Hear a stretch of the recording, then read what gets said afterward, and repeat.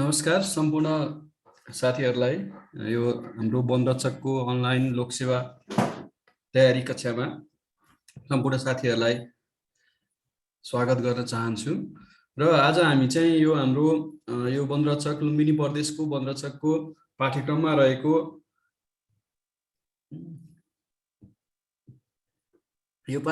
रहेको हाम्रो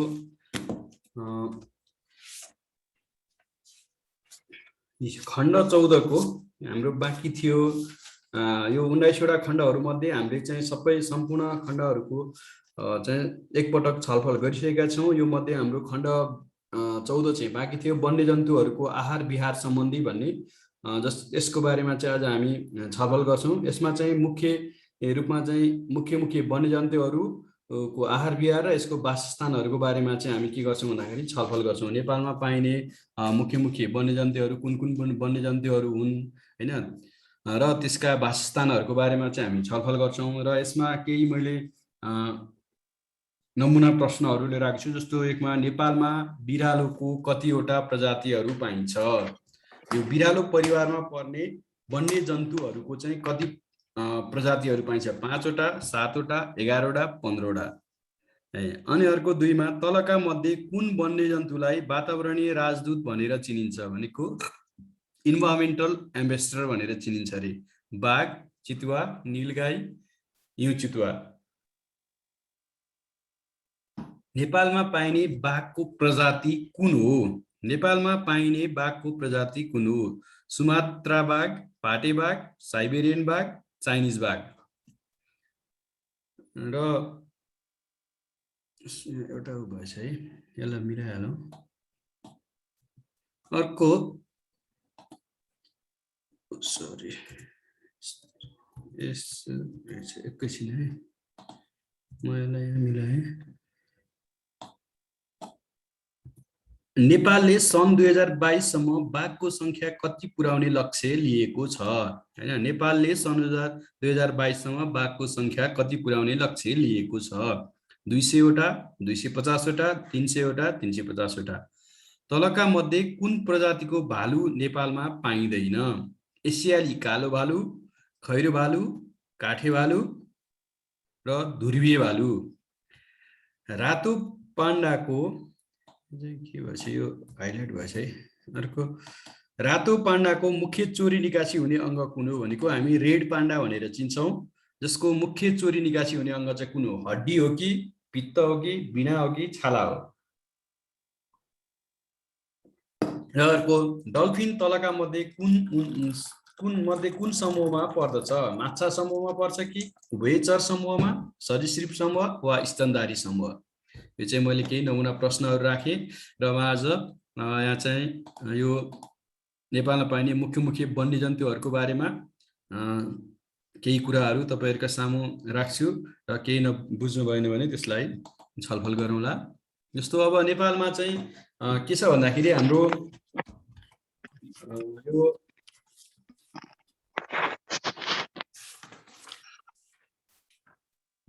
यो चाहिँ के छ भन्दाखेरि एकैछिन एउटा कुरा, विभिन्न किसिमको हाम्रो चाहिँ के छ भन्दाखेरि वन्यजन्तुहरू पाइन्छन् के। त्यो मध्ये पनि हाम्रो राष्ट्रिय निकुञ्ज तथा वन्यजन्तु संरक्षण ऐन 2029 ले चाहिँ 26वटा प्रजातिका म्यामल्सहरू के है, 26वटा प्रजातिका म्यामल्सहरू, त्यसपछिबाट 9वटा प्रजातिका चराहरू, अनि त्यसपछि अब हाम्रो के छ भन्दाखेरि अर्को 3वटा प्रजातिका घस्रने जनावरहरूलाई चाहिँ के गरेको छ भन्दाखेरि यसको अनुसूची 1 मा राखेर यो यी जनावरहरू ती 26वटा स्तनधारी जनावरहरू हैन, त्यसपछिबाट गएर 9वटा चराहरू र 3वटा घस्रने जन्तुहरूलाई चाहिँ अनुसूची 1 मा राख्दै यसलाई संरक्षित सूचीमा राखेको छ र यिनीहरूको चाहिँ यसलाई चाहिँ संरक्षित गर्दै यसको संरक्षणमा चाहिँ एउटा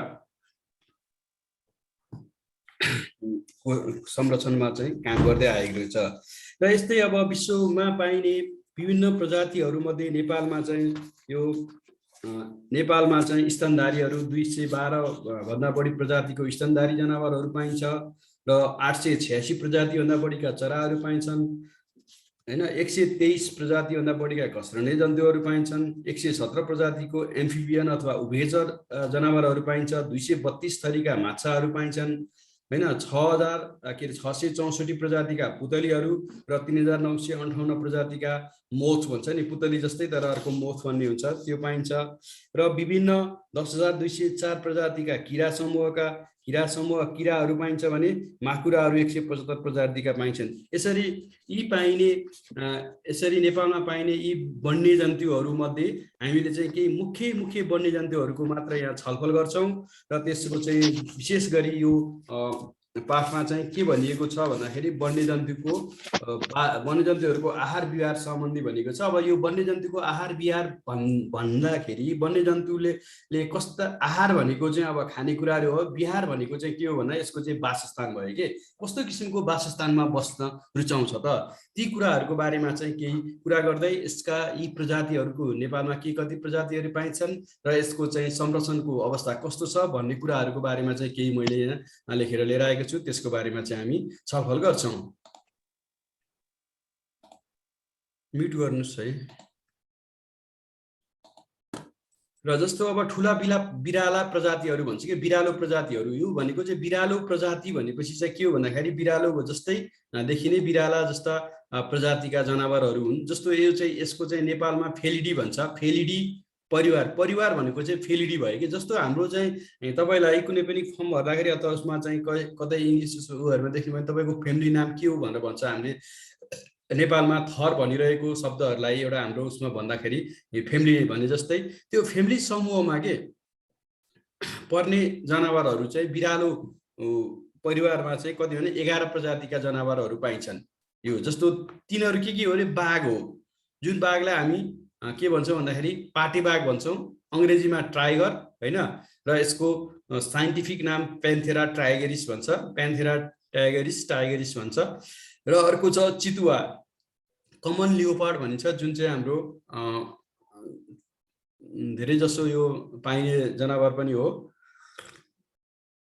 र धेरै जसो चाहिँ हाम्रो के छ भन्दाखेरि यो चाहिँ बढी मात्रामा चाहिँ जंगल बाहिर आएर बढी चाहिँ मानव वन्यजन्तु को काममा चाहिँ अथवा मानव वन्यजन्तु बढाउने काम गर्ने जनावर पनि हो। र अर्को चाहिँ हिउँ चितुवा, जसलाई हामी स्नो लियोपार्ड भन्छौँ हैन, यो प्यान्थेरा अन्सिया भन्छ। अर्को चाहिँ ध्वासे चितुवा है, ध्वासे चितुवा भनेको क्लाउडेड लियोपार्ड, यसलाई नियोफेलिस नेबुलोसा भनेर चाहिँ भन्ने गरिन्छ यसको चाहिँ साइन्टिफिक नाम। र अर्को पाहन बिरालो भन्छ, युरेसियन लिङ्क्स है, युरेसियन लिङ्क्स है, यो भनेको फेलिस लिङ्क्स चाहिँ यसको के हो भन्दाखेरि वैज्ञानिक नाम हो। अर्को वन बिरालो, जसलाई हामी अंग्रेजी नाम चाहिँ जंगल क्याट भन्छौँ। यो यता वन बिरालो नेपाली पछि यता लेखिएको यो जंगल क्याट भनी चाहिँ इंग्लिश नेम हो, अंग्रेजी नाम हो भने फेलिस चुवास भनेको यो चाहिँ के हो भन्दाखेरि यो चाहिँ वैज्ञानिक नाम हो यसको है। अब अर्को चरीबाघ भनेर भन्छ, लियोपार्ड क्याट हैन, यसलाई प्रिनोलुरस बेङ्गालेन्सिस भन्छ। अब यसको अहिले चाहिँ यसको जेनस चेन्ज भएछ, प्रिनियोलुरस बेङ्गालेन्सिस। अर्को मलाहा बिरालो भन्छ, फिशिङ क्याट है, यो मलाहा बिरालो फिशिङ क्याट, प्रिनियोलुरस भिरेनिनस भन्ने रहेछ यो। अर्को सुनौलो बिरालो भन्छ है, एस्थेटिक गोल्डन क्याट, कार्डोपुमा टेर्मिसिकी। यिनीहरूको छिरबिरे बिरालो, मार्बल्ड क्याट, प्रेडोफेलिस मार्मोरेटा, अनि र पल्लासको बिरालो भन्दो रहेछ, अक्टोक्लोबस म्यामुलस हैन। यिनीहरू मध्ये चाहिँ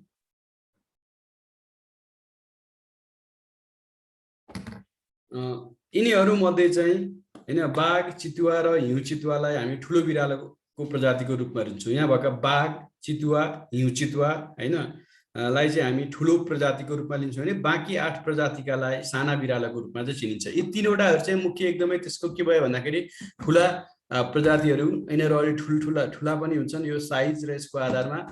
र अर्को चाहिँ के हो भन्दाखेरि अरू बाँकी भएका यी 11वटा मध्ये बाँकी भएका यी 3वटा के अरे बाँकी भएका 8वटा प्रजाति चाहिँ के हो रे भन्दाखेरि यो 8वटा प्रजातिहरू चाहिँ साना हुन्, अलिक तिनीहरूको तुलनामा चाहिँ सानो हुन्छ। त्यसकारण यी प्रजातिहरूलाई चाहिँ के भन्छ, साना र ठुला बिरालो भनेर दुई प्रकारमा साधारणतया छुट्याउने गरिएको छ र यिनीहरू चाहिँ बिराला प्रजातिको चाहिँ नेपालमा 11 प्रजातिका जनावरहरू पाइन्छन्। त्यो मध्ये बाघ, चितुवा र हिउँ चितुवा चाहिँ के भने ठुला प्रजातिका जनावरहरू हुन् र यसको यो चाहिँ के भन्दा फेलिडी परिवारमा पर्छ। फेलिडी परिवारको जनावर हो। अब यसरी हामी यो मध्ये केही यो परिवारमा पर्ने जनावरहरूको बारेमा चाहिँ यहाँ छलफल गर्छौं। जस्तो अब यो प्रजातिका जनावरहरूको चाहिँ साधारण अलिकति केही मैले यहाँ जानकारी लिएर आएको छु। जस्तो बाघ चाहिँ कहाँसम्म पाइन्छ भन्दाखेरि 2000 मिटरको उचाइसम्म चाहिँ पाइएको छ यो बाघ, जुन पाटे बाघ भनिन्छ त्यो बाघ चाहिँ। र नेपालमा चाहिँ साधारणतया नेपालमा चाहिँ बाघ चाहिँ कहाँसम्म पाइन्छ भन्ने कुरा गर्दाखेरि बाघ चाहिँ नेपालमा यो बागमतीदेखि पश्चिम र महाकालीदेखि पूर्व नेपालको हकमा है। बागमती भन्दा पूर्व चाहिँ बाघ पाइँदैन भन्ने पहिला थियो। त्यो बागमती पूर्व चाहिँ बाघ चाहिँ उन्मूलन भयो अथवा त्यहाँबाट हरायो भन्ने थियो। तर केही समय अगाडि यता इलाममा बाघ भेटियो भन्ने एउटा चाहिँ त्यसको चाहिँ क्यामेरा ट्र्यापको फोटोहरू आएको छ है। त्यसकारण त्यसको चाहिँ यो न्युजहरुमा आयो। न्युजहरुमा आइसके पनि त्यसलाई आधिकारिकता दिइसकिएको अवस्था भने छैन। र अब चाहिँ बागमती पूर्वमा पनि बाघ पाइन थालियो भन्ने कुरा चाहिँ हामीले बुझ्नुपर्छ। र अर्को नेपालको हकमा भनियो भने चाहिँ यो बाघ चाहिँ अस्ति डडेलधुरामा चाहिँ केही समय अघि 4-5 महिना 5-6 महिना अगाडि चाहिँ डडेलधुराको महाभारतमा पनि बाघ पाइयो भनेर डिभिजनल वन कार्यालय डडेलधुराका तत्कालीन डिभिजनल वन अधिकृत विष्णुप्रसाद आचार्य सरले चाहिँ विभिन्न सामाजिक सञ्जालहरुमा पोस्ट गर्नुभएको थियो फोटो सहित। त्यसरी चाहिँ बाघ चाहिँ अहिले माथिल्लो महाभारतसम्म चाहिँ पुगेको अवस्था छ। र यो साधारणतया चाहिँ यो तराईदेखि चुरे पहाडसम्म चाहिँ पाइने जनावर पनि हो। र यो भुटानको हकमा चाहिँ यो माथि एकदम माथिल्लो हकमा यो 2000 मिटरमा भुटानमा नै पाइएको जस्तो लाग्छ। हाम्रो प्रहलाद योन्जन भन्ने स्वर्गीय प्रहलाद योन्जन सरले चाहिँ एउटा रिपोर्टमा लेख्नु भएको थियो यो माथिल्लो हिमालयको माथिल्लो क्षेत्रमा पाइएको छ भनेर। यसरी हैन। र यसको तौल चाहिँ भाले र पोथी अनुसार फरक फरक हुन्छ। 175 देखि 260 केजी र अर्को पोथी चाहिँ 100 देखि 160 किलोको हुन्छ हैन। भाले पोथीको तुलनामा भाले चाहिँ ठुलो हुन्छ र शरीर चाहिँ 90 देखि 110 सेन्टिमिटर सम्म लामो हुन्छ यो है। र शरीरको लम्बाइ यो उचाइ 110 देखि 110 सेन्टिमिटर चाहिँ उचाइ हो शरीरको भने लम्बाइ चाहिँ 270 देखि 310 चाहिँ भालेको हुन्छ भने पोथीको चाहिँ 240 देखि 265 हुन्छ र पुच्छरको लम्बाइ चाहिँ 85 देखि 110 सेन्टिमिटर सम्म हुन्छ। यसरी चाहिँ यो के हो भन्दाखेरि बाघ प्रजातिको। र बाघको हकमा चाहिँ कस्तो हुन्छ भन्दा यसको चाहिँ यो बस्ने एउटा चाहिँ होम रेन्ज भन्छ के। तिनीहरूले कति ठाउँ चाहिँ ओगर्छ भन्दाखेरि 50 देखि 60 भन्छ हैन स्क्वायर किलोमिटर चाहिँ त्यसको चाहिँ एउटा रेन्ज हुन्छ। त्यो रेन्जमा चाहिँ र भाले र पोथीको लागि पनि अलिक फरक हुन्छ है। अर्को अब छ हिउँ चितुवा भन्छ के, जुन चाहिँ स्नो लेओपार्ड भन्छ प्यान्थेरा ओन्सिया। र यो चाहिँ 2700 देखि 5800 मिटरसम्मको उचाइमा पाइन्छ र यिनीहरू चाहिँ साधारणतया हिउँ पर्ने ठाउँहरुमा नै बस्ने हुन् र हिउँ पर्ने ठाउँहरुमा नै पाइन्छ है। र भाले चाहिँ भालेको तौल चाहिँ 40 देखि 50 किलो हुन्छ भने पोथी चाहिँ 35 देखि 40 किलोको हुन्छ र शरीरको उचाइ चाहिँ लगभग 60 सेन्टिमिटर र शरीरको लम्बाइ भनेर 180 देखि 230 सेन्टिमिटर चाहिँ पुच्छर सहित हुन्छ अरे है। र चितुवाहरुको तराईदेखिबाट 4500 मिटरको उचाइसम्म, यो चाहिँ तराईदेखि माथि पहाडसम्म पाइन्छ हैन। यो चाहिँ यसको शरीरको तौल चाहिँ 30 देखि 80 किलोग्राम हुन्छ भने यो उचाइ चाहिँ 50 देखि 70 सेन्टिमिटर र शरीर लम्बाइ चाहिँ 115 सेन्टिमिटर लेखिएको छ विभिन्न उसमा। र ठ्याक्कै अब कुनैको 115 होला कुनैको 110 होला त्यतिसम्म चाहिँ पाइएको। र पुच्छरको लम्बाइ भनेको चाहिँ 100 सेन्टिमिटरसम्म एकदम लामो हुन्छ यसको है। र अर्को चाहिँ ध्वासे चितुवा हेर्नु है, तराईदेखि 2500 मिटरसम्म माथिसम्म पाइन्छ। 11 देखि 20 किलो हुन्छ, सानै हुन्छ यो। र शरीरको लम्बाइ चाहिँ यसको 60 देखि 110 सेन्टिमिटरको र 75 देखि 86 सेन्टिमिटर चाहिँ पुच्छरको लम्बाइ हुन्छ अरे। त्यसपछि अर्को चरीबाघ भन्ने पाउँछ, जुन अलिकति हाम्रो चाहिँ पहाडी क्षेत्रमा पहाडतिर चाहिँ हाम्रो यो ठुलो बाघ चाहिँ साधारणतया पाइँदैन कि 2000 मिटरको उचाइसम्म देखिए तापनि यी बाघहरू चाहिँ पहाडी क्षेत्र भन्दा पनि तल्लो क्षेत्रमा चुरे र पहाडमा चाहिँ बढी पाइने हो जुन पाटे बाघ। र अहिले भर्खरै केही समय अघि चाहिँ अब महाभारतमा देखिएको भए तापनि यी बाघहरू त्यति धेरै माथिल्लो क्षेत्रमा पाइँदैनन्। किन भन्दा यो बाघहरू अलि तल्लो क्षेत्र सालका जङ्गलहरू यस्तो जङ्गलमा बस्न रमाउने प्रजातिहरू पनि हो। र यसको चाहिँ मृग प्रजातिहरू चाहिँ यसको उसमा चाहिँ अलिकति बढी र मन पराउने उसको यसले मन पराउने यसको चाहिँ शिकारको रूपमा चाहिँ पर्दछ। अन्य प्रजाति पनि यसले शिकार नगर्ने हुने गर्छ, तर बढी मन पराउने हो भन्न खोजेको मैले। र यो चरीबाघ चाहिँ माथिल्लो क्षेत्रमा बाघ भनेर धेरै व्यक्तिहरूले भन्ने एउटा त हाम्रो गाउँघरहरूमा के चलन छ भन्दाखेरि चितुवालाई पनि बाघै भन्ने गरिन्छ होइन। तर चितुवा भनेको छुट्टै हो र बाघ भनेको छुट्टै हो। पाटे बाघ भनेपछि यसको शरीरमा पाटा पाटा भएको पाटा पाटा हुन्छ, यस्तो स्ट्रिप हुन्छ भने हाम्रो चितुवामा चाहिँ के हुन्छ, थोप्ला थोप्ला हुन्छ। र साधारणतया गाउँघरतिर मानिसहरूले बाघ भनिरहेको एउटा त चितुवा हुनसक्छ, र अर्को चाहिँ यो सानो प्रकारको चरीबाघ, चरीबाघ हुन्छ, बाघ जस्तै देखिने, र यो यसलाई पनि मानिसहरूले बाघ भन्ने गरेको पाइन्छ। यो 200 देखि 3000 मिटरको उचाइसम्म पाइन्छ, 3 देखि 7 किलोग्रामको हुन्छ, र शरीरको लम्बाइ चाहिँ 60 सेन्टिमिटर हुन्छ भने 17 देखि 35 सेन्टिमिटर चाहिँ यसको पुच्छरको लम्बाइ हुन्छ। र अर्को चाहिँ पाहन बिरालो भन्छ, 2745 देखि 5200 मिटरसम्म यो पाइएको छ। 18 देखि 27 किलोग्राम चाहिँ शरीरको तौल हुन्छ यसको, 85 देखि 95 लम्बाइ हुन्छ भने 17 देखि 23 चाहिँ पुच्छरको लम्बाइ हुन्छ। यो चाहिँ अलि माथिल्लो क्षेत्रमा लगभग 2700 मिटरभन्दा माथि पाइने बिरालो हो। अर्को वन बिरालो भन्छ, तराईदेखिबाट 4000 मिटरसम्ममा पाइन्छ। र वन बिरालो भन्ने नामैले पनि हुन्छ, कस्तो हाम्रो चाहिँ घरमा पाइने बिरालो जस्तै देखिने तर वनमा बस्ने, जुन 5 देखि 6 किलोको हुन्छ। 60 सेन्टिमिटर चाहिँ यसको लम्बाइ हुन्छ भने 30 सेन्टिमिटर चाहिँ यसको पुच्छरको लम्बाइ हुन्छ। र अर्को मलाहा बिरालो, यो चाहिँ 300 मिटरसम्मको उचाइसम्म मात्र पाइन्छ अरे। 5 देखि 8 किलोग्राम यसको चाहिँ शरीरको तौल हुन्छ। 70 सेन्टिमिटर यसको चाहिँ शरीरको लम्बाइ र 30 सेन्टिमिटर चाहिँ पुच्छरको लम्बाइ हुनेछ। छिरबिरे बिरालो जुन चाहिँ 2500 मिटरसम्मको उचाइसम्म पाइन्छ। 5.5 किलोग्राम सानै किसिमको हुनेछ तौल हुन्छ यसको शरीरको, र 40 देखि 60 सेन्टिमिटर चाहिँ लम्बाइ यसको के हुन्छ भन्दा शरीरको लम्बाइ रहेको पाइन्छ। र अर्को पलासको बिरालो भन्छ, 4000 मिटरभन्दा माथि मात्र पाइन्छ है। अनि यो 2.5 देखि 4.5 किलोग्राम चाहिँ यसको तौल हुन्छ, र 45 देखि 50 सेन्टिमिटर चाहिँ शरीरको लम्बाइ हुन्छ भने 20.5 देखि 31 सेन्टिमिटरसम्म चाहिँ पुच्छरको के हुन्छ भन्दा लम्बाइ हुन्छ। यसरी यो बाघ प्रजातिमा पाइने 11वटा प्रजातिहरूको विभिन्न यसको चाहिँ डिस्ट्रिब्युसन भने कुन ठाउँमा पाइन्छ, कस्तो उचाइमा, कहाँदेखि कहाँसम्म पाइन्छ, र यिनीहरूको शरीरको तौल, उचाइ, शरीरको लम्बाइ र पुच्छरको लम्बाइहरूको बारेमा हामीले चाहिँ केही छलफल गर्यौं यहाँ हैन। त्यसपछि अब यसको पहिचान कसरी गर्ने त, यी जनावरहरूको पहिचान चाहिँ कसरी गर्ने भन्ने कुराहरूको बारेमा मैले यहाँ केही बुदाहरू ल्याइरहेको छु, त्यसलाई म राख्छु। जस्तो बिरालो प्रजातिका नङ्ग्राहरू पन्जाको छालाभित्र नदेखिने गरी रहेका हुन्छन्, भनेको नङ्ग्राहरू चाहिँ छालामा नै टाँसिएर यसरी रहेका हुन्छन् कि नदेखिने गरी,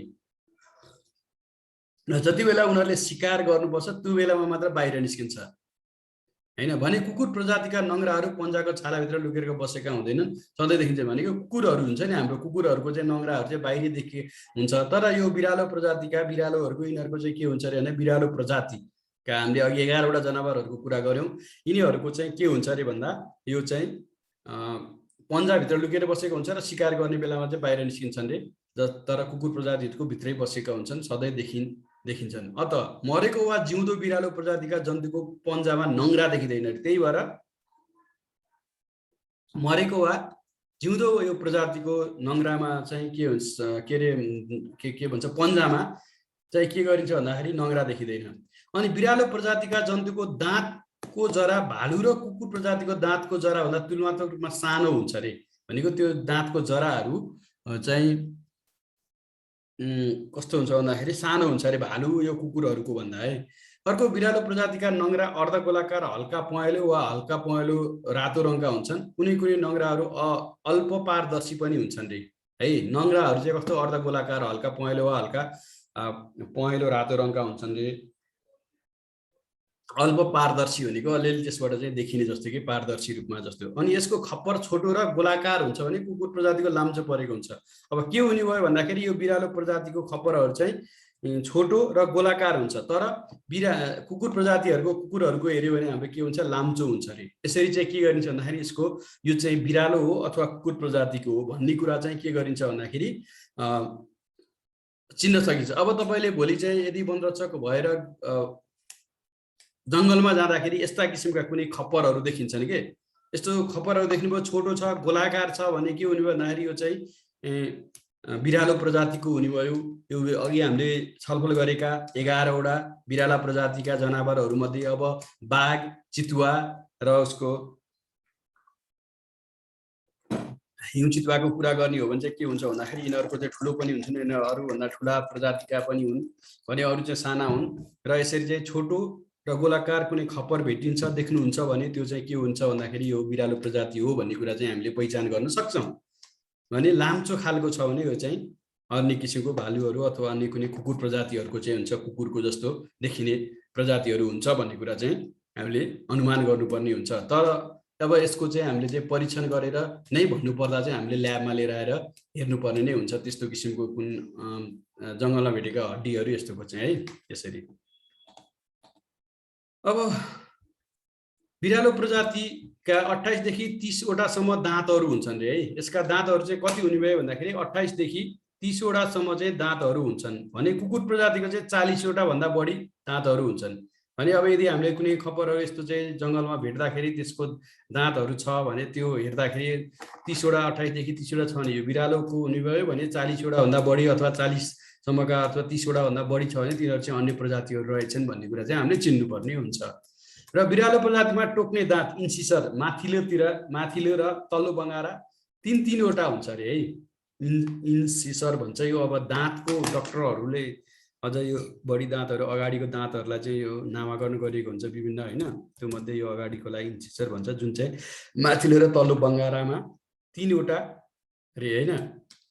र कुकुरे दाँत भन्छ जुन क्यानियन टिथ भनेर भन्छ, जो अगाडि चाहिँ निस्केको हुन्छ होइन। त्यो क्यानियन टिथहरू जसले चाहिँ यसरी टोकेर तान्ने काम गर्छ, माथिल्लो र तल्लो बङ्गारामा एक-एकवटा हुन्छ क्यानियन टिथ है। र अग्र चपाउने दाँत भने प्रिमोलार भन्छ, जसले चपाउने काम गर्छ, माथिल्लो बङ्गारामा 2 देखि 3 र तल्लो बङ्गारामा 2वटा, तथा चपाउने दाँत तल्लो र माथिल्लो बङ्गारामा एक-एकवटा हुन्छ अरे। यसरी चाहिँ हामीले के गर्न सकिन्छ भन्दा पहिचान गर्न सकिन्छ। यो चाहिँ पहिचान गर्ने तरिकाहरू भयो, यो बिरालो प्रजातिको हो कि अन्य प्रजातिको हो भनेर पहिचान गर्ने केही तरिकाहरू भए।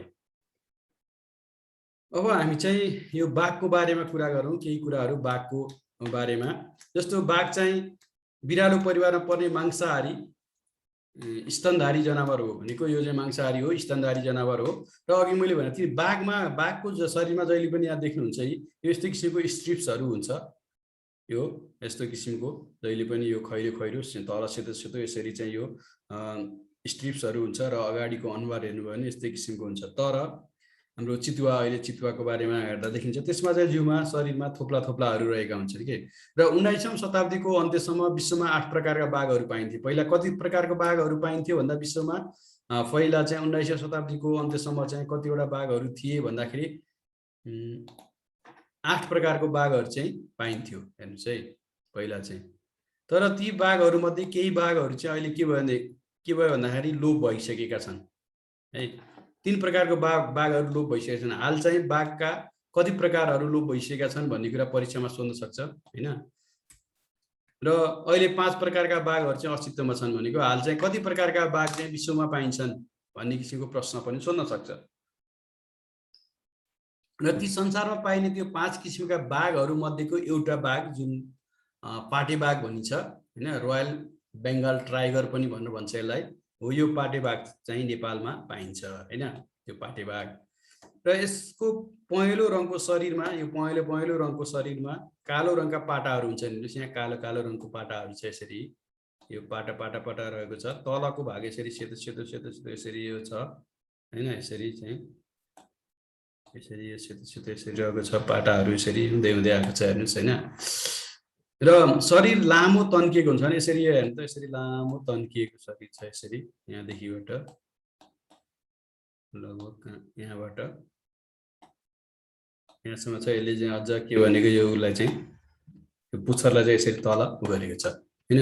यो जनावर बिरालोमा परे दोस्रो ठुलो बिरालो हो र लोप हुने खतराको सूचीमा रहेको बाघ नेपाल लगायत यो चाहिँ यो बाघ भनेको यो रोयल बेङ्गल टाइगर चाहिँ भारत भुटान, बङ्गलादेश र अन्य मुलुकमा पनि यो संरक्षणको सूचीमा रहेको छ। यसको शरीर लामो, छोटो, घाँटी कसिलो, टाउको र फराकिलो निधार हुन्छ भने पहेँलो रङको पृष्ठभूमि भएको छालामा काला पाटा तथा केही थोप्लाहरू हुन्छ र यसको शरीर निकै बलियो पनि हुन्छ। र यो चाहिँ के हुन्छ भन्दाखेरि यसलाई चाहिँ हाम्रो राष्ट्रिय निकुञ्ज तथा वन्यजन्तु संरक्षण ऐन 2029 को अनुसूची 1 मा यो स्तनधारी जनावरहरूको सूचीमा चाहिँ यो संरक्षित सूचीमा राखिएको छ भने यो CITES को 1 मा पर्छ भने अर्को हाम्रो IUCN को पनि यो इन्डेन्जर्ड स्पिसिसको रूपमा चाहिँ यसलाई सूचीकृत गरिएको छ। र साधारणतया यी जनावरहरू चाहिँ कस्तो हुन्छ भने यो चाहिँ तलको सालको जङ्गलदेखिबाट माथि महाभारतको जङ्गलसम्म अलिकति घाँसे मैदानदेखिबाट लिएर सानातिना झाडी अथवा ठुला रुखहरू हुने जङ्गलहरूमा झाडीहरूमा लुकेर बसेको पनि पाइन्छ है। यसरी चाहिँ यो चाहिँ के भन्दाखेरि बाघको बारेमा कुरा गरियो र यो बाघको अब अहिलेको हामीले चाहिँ सायद यहाँ अर्को छ कि यति नै हो यसको। र यो बाघको चाहिँ बलिया बङ्गारा पनि विकसित भएका हुन्छन्। हाल यो नेपालमा कुन कुन उसमा पाइन्छ भन्ने किसिमको प्रश्नहरू पनि सोध्न सक्छ हैन। जस्तो चितवन राष्ट्रिय निकुञ्जमा पाइन्छ यो, पर्सा राष्ट्रिय निकुञ्ज हैन, बाँके राष्ट्रिय निकुञ्ज, बर्दिया राष्ट्रिय निकुञ्जमा र शुक्लाफाटा राष्ट्रिय निकुञ्जमा हाम्रो तराईमा रहेका संरक्षित क्षेत्रहरूमा चाहिँ यो बाघ चाहिँ पाइएको छ। र त्यो भन्दा बाहिर संरक्षित क्षेत्र बाहिरको वनहरूमा पनि पाइन्छ र राष्ट्रिय निकुञ्ज अथवा संरक्षित क्षेत्र कहाँ कहाँ पाइन्छ भन्दाखेरि चितवन, पर्सा हैन, बाँके, बर्दिया र शुक्लाफाटामा पाइएको छ। र तराईमा भएको कुन उसमा पाइँदैन संरक्षित क्षेत्रमा भन्दाखेरि कोशी टापुमा चाहिँ यो पाइएको, हालसम्म पाइएको गणना गरिएको छैन। र बागमती नदी पश्चिमका तराईका 12 वटा जिल्लाहरूमा पनि बाघको सीमित संख्या या यदाकदा देखिने गरेको छ भनेर यो चाहिँ पहिलाको हाम्रो साधारणतया यो बुझाइ छ। तर अहिले चाहिँ के भन्छ हाम्रो इलाममा पनि भेटियो भनेर एउटा पशुपूर्वमा भेटियो भनेर आएको छ। अब त्यो चाहिँ अब यदाकदा त्यो रुमलिँदै एउटा मात्र गएको हो कि त्यो एउटा जान देखिनु पनि हाम्रो लागि खुसीको खबर नै हो। र नेपालमा हाल भने 2018 को जनगणना अनुसार के 235 वटा बाघहरू रहेको छ भनेको अहिले नेपालमा 235 वटा बाघहरू रहेको छ। र यो बाघको संख्या हैन 235 वटा मध्ये चाहिँ म तपाईहरुलाई भन्छु कतिवटा कुन कुन निकुञ्जमा छ भन्ने कुरा चाहिँ यहाँ यो राष्ट्रिय निकुञ्ज तथा वन्यजन्तु संरक्षण विभागको पछिल्लो प्रकाशनमा चाहिँ लेखिएको छ, जुन चाहिँ कति छ भन्दाखेरि यो 235 वटा मध्ये चितवन राष्ट्रिय निकुञ्जमा 93 वटा हैन, बर्दियामा 87 वटा, बाँके राष्ट्रिय निकुञ्जमा 21 वटा र पर्सा राष्ट्रिय निकुञ्जमा 18 वटा गरेर 235 वटा चाहिँ हाम्रो अहिले कहिलेको भन्दा 2018 को गणना अनुसार चाहिँ 235 वटा बाघ चाहिँ नेपालमा रहेको पाइन्छ। र नेपालमा सन् 2012 मा बाघको संख्या 125 वटा थियो र नेपाल सरकारले 2022 सम्म चाहिँ बाघको संख्या दोब्बर गर्ने अर्थात् 250 वटा पुर्याउने लक्ष्य चाहिँ लिएको थियो। यो 2010 मा चाहिँ के भएको थियो भन्दाखेरि विश्वको यो बाघहरू सम्बन्धी चाहिँ के थियो भन्दाखेरि एउटा सम्मेलन नेपाल काठमाडौँमा भएको थियो। हो त्यो सम्मेलनमा चाहिँ के कुरा गरियो भन्दाखेरि नेपालले चाहिँ अब 250 वटा बाघ चाहिँ 10 वर्षभित्र बनाउने चाहिँ यो गराउने छ भन्ने उद्देश्य लियो। त्यो भनेको 250 वटा हो। र यो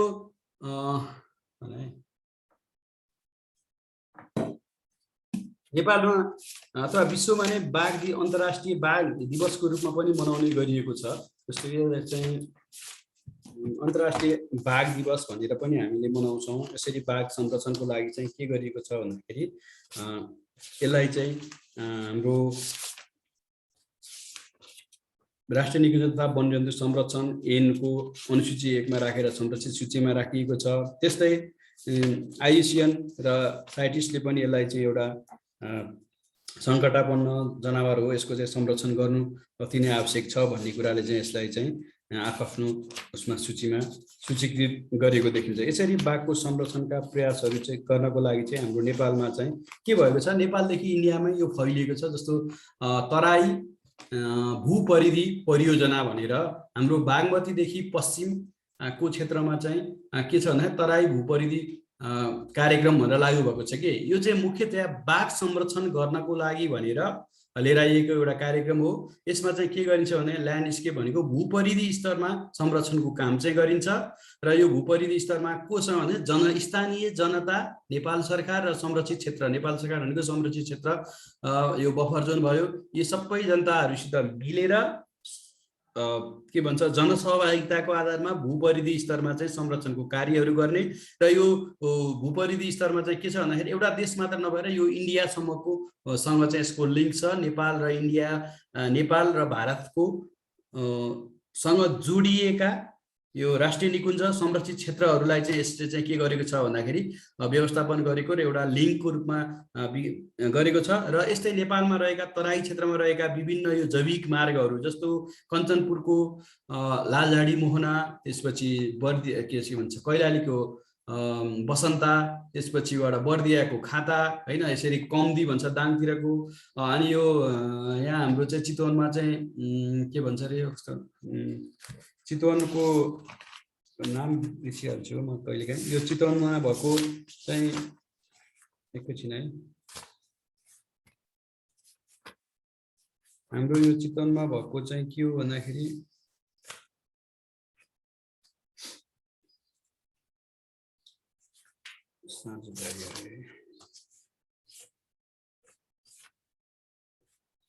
यता के भनेको भन्दाखेरि चितवनको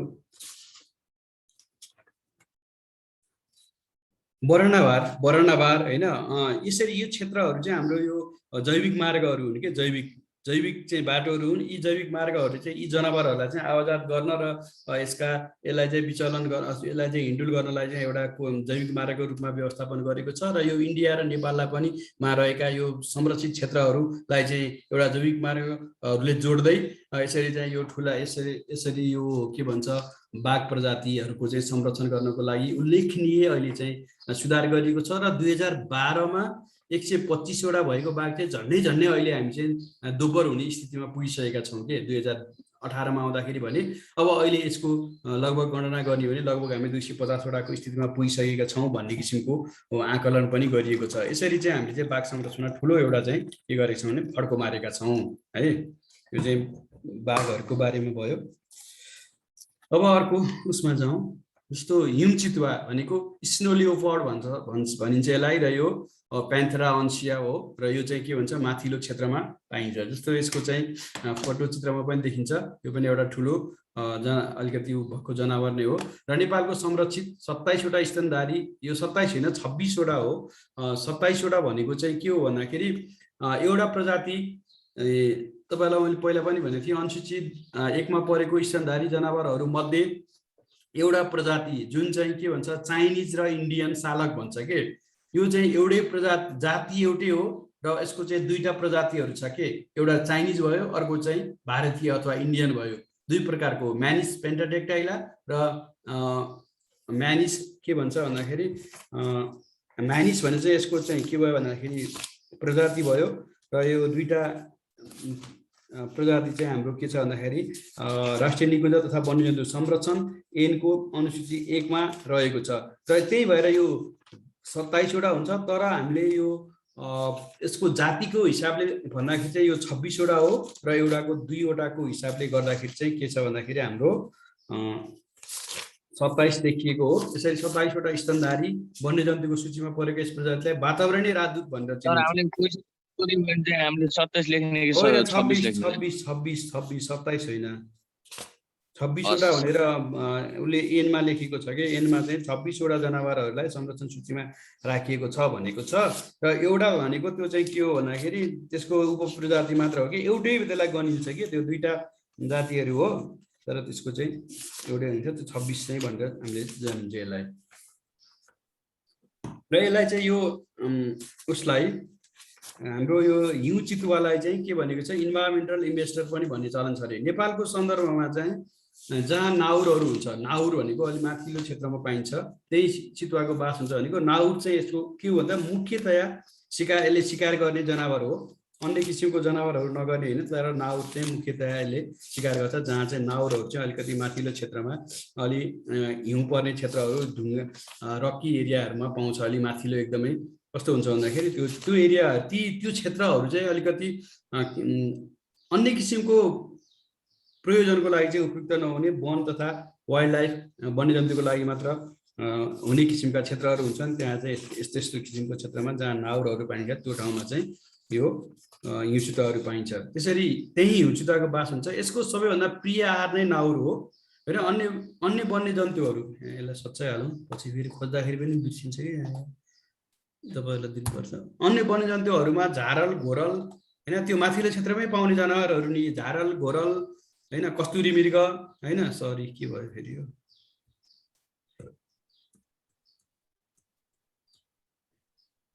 झारल घोरल कस्तुरी मृगहरू पनि के हुन्छ भन्दाखेरि माथिल्लो क्षेत्रमै पाउँछ र यसको चाहिँ यो के हो भन्दाखेरि त्यो बाहेक पनि यी जनावरहरू पनि यसले चाहिँ के गर्ने गर्छ भन्दा शिकार गर्ने गर्छ र अति विषम परिस्थितिमा खरायो र चराहरूको पनि शिकार गर्छ भनेको यदि यसले चाहिँ कुनै पनि किसिमको खानेकुराहरू पाएको छैन, यो माथि भनेका जनावरहरू जस्तो यसले चाहिँ सबभन्दा पहिला नाउरै यसले खोज्छ, नाउरहरू पाएन होइन, र त्यसपछिबाट कस्तुरी मृगहरू झारल घोरलहरू पनि भेटेन, त्यो खान नपाएको अवस्थामा एकदम भोको छ भने यसले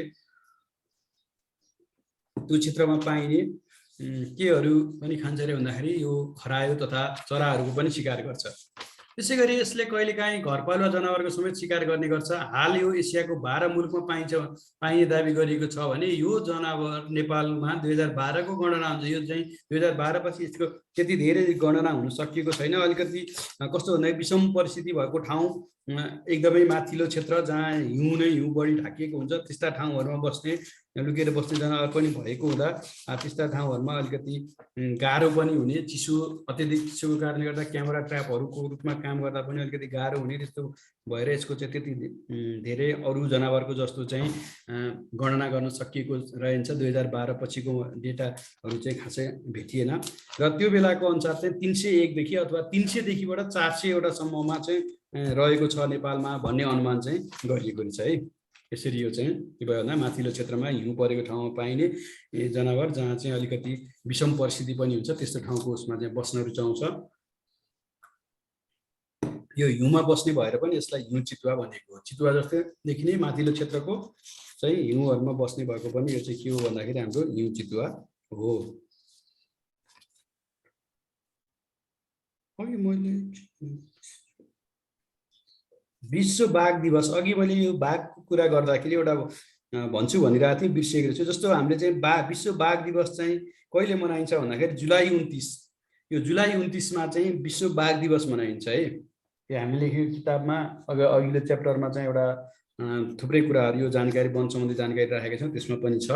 विश्व बाघ दिवस चाहिँ जुलाई 29मा मनाइन्छ। कहिलेकाहीँ यो प्रश्न पनि सोध्ने गरेको छ र कहिले यो हिउँ चितुवा चाहिँ नेपालमा हाल कति रहेको छ भन्ने कुरा नि गर्छ। 300 देखि 400 को उसमा भनेर सोध्न दिन सक्छ र त्यो 300 देखि 400 चाहिँ यसको चाहिँ सही उत्तर हुन्छ है। अब अर्को कमन लियोपार्ड भन्छ कि चितुवाहरूलाई हेर्नुहोस् है। यो चितुवामा चाहिँ के छ भन्दाखेरि कालो कालो कालो यस्तो थोप्लाहरू छ। अघिकोमा चाहिँ कालो कालो लाइनहरू थियो भने यसमा चाहिँ के छ भन्दाखेरि थोप्लाहरू छ कि चितुवा चाहिँ, र उसलाई चिन्ने एउटा चाहिँ हामीले जनावर जङ्गलमा देख्दा अथवा उसमा देख्दा चिन्ने एउटा चाहिँ के हो भन्दाखेरि यो चाहिँ त्यसमा भएको स्ट्रिप र थोप्लाले चिन्ने हो। र चितुवा ठुलो शक्तिशाली मजबुत बनावट भएको बिरालो प्रजातिको प्राणी हो जसको सानो टाउको हुन्छ, लामो शरीर, छोटा खुट्टा तर लामो पुच्छर हुन्छ।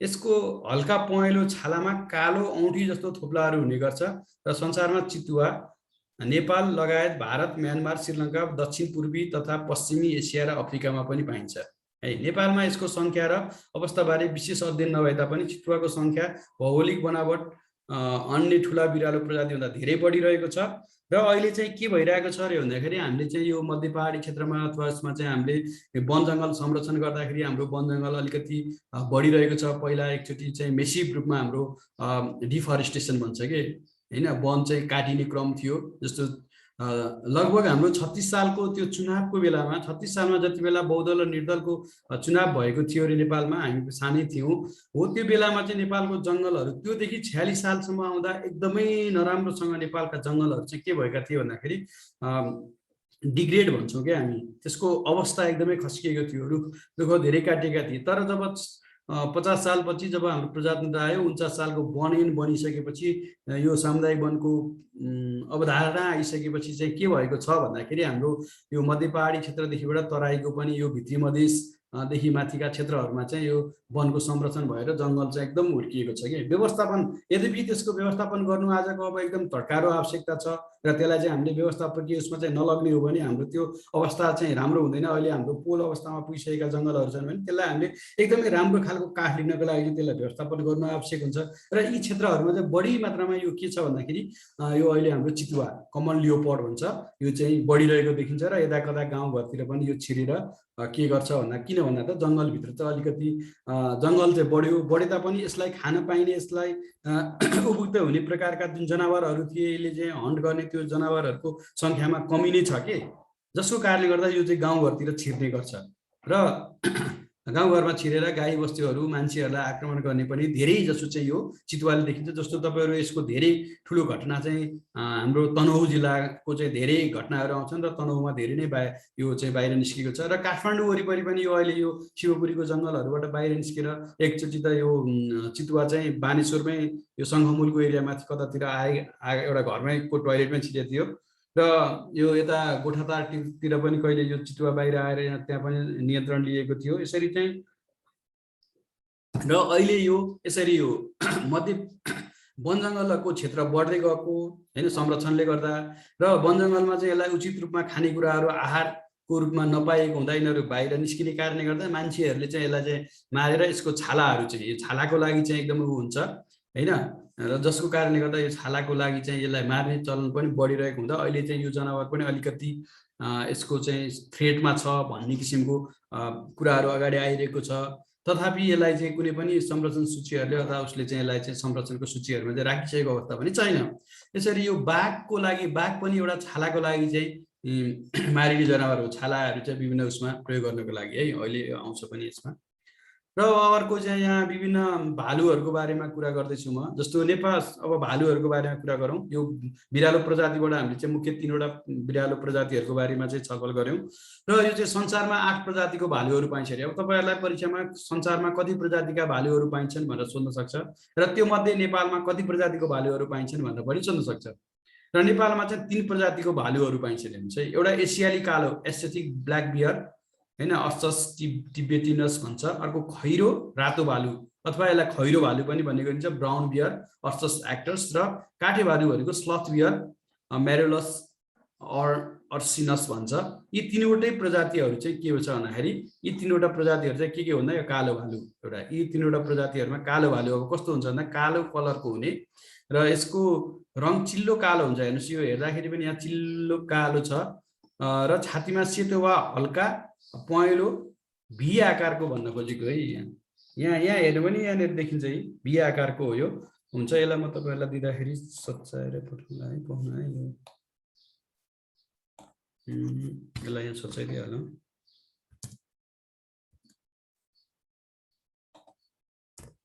यो कालो भालुमा चाहिँ के हुन्छ अरे भन्दाखेरि यो भी आकारको यो छातीमा चाहिँ भी आकारको देखिन्छ। तपाईँले यहाँ यसमा अलिकति उ देखिएको छ अलि तर तै पनि के गरेको छ भने यहाँ देखिन्छ यस्तो सेतो यहाँ हेर्नु त है यो चाहिँ के भने कालो भालु हो। यो चिन्ने यसलाई चिन्ने एउटा हो र यिनीहरूको अनुहारमा आँखादेखि नाकसम्मको भागसम्म परेको हुन्छ भने कान ठुला हुन्छन् सम्म परेको हुन्छ भनेको यो आँखादेखि नाकसम्मको भाग चाहिँ हुन्छन् र यिनीहरूको नङ्ग्रा खैरो भालुको भन्दा छोटो हुन्छ र टुप्पो तिखो परेको हुन्छ। खैरो भालुको भन्दा नङ्ग्रा चाहिँ छोटो हुन्छ र तिखो परेको हुन्छ। एसियाली कालो भालु एसियाको दक्षिणी भाग नेपाल पाकिस्तान भारतको उत्तरी भाग र चीनको दक्षिणी भागमा पाइन्छ। यो चीनको उत्तर पूर्वी ताइवान कोरिया जापान र दक्षिणी साइबेरियासम्म पाइन्छ भने यो प्रजाति नेपालमा प्रायः जसो सबै हिमाली संरक्षित क्षेत्रमा पाइन्छ। यो प्रजाति नेपालको हिमाली संरक्षित क्षेत्रहरू सबै ठाउँमा पाइन्छ र भालुलाई चाहिँ के को लागि मारिन्छ भन्दा पित्तको थैली भालुकोमा चाहिँ पित्त थैली भन्ने हुन्छ। त्यो पित्त थैलीको अवैध व्यापार हुन्छ त्यसको लागि चाहिँ यो मार्ने गरिन्छ है। मैले कुरा राखेँ यो कालो भालु भयो। अब अर्को चाहिँ भयो खैरो वा रातो भालु होइन। यो खैरो नै हुन्छ। यसको रङ प्राय खैरोदेखि गाढा खैरोसम्म हुन्छ। यिनीहरूको अनुहार आँखादेखि नाकको अन्त्यसम्म भित्र गढेको हुन्छ। यसरी अघिको भालुको हेऱ्यो भने कस्तो हुन्छ हेर्नु न यसरी यो चाहिँ कस्तो छ सम्म परेको छ भनेको थियो नि यस्तो छ भने यो खैरो भालुको चाहिँ अलिकति फरक छ के यो, यसमा पनि यो ख भन्ने भएछ भने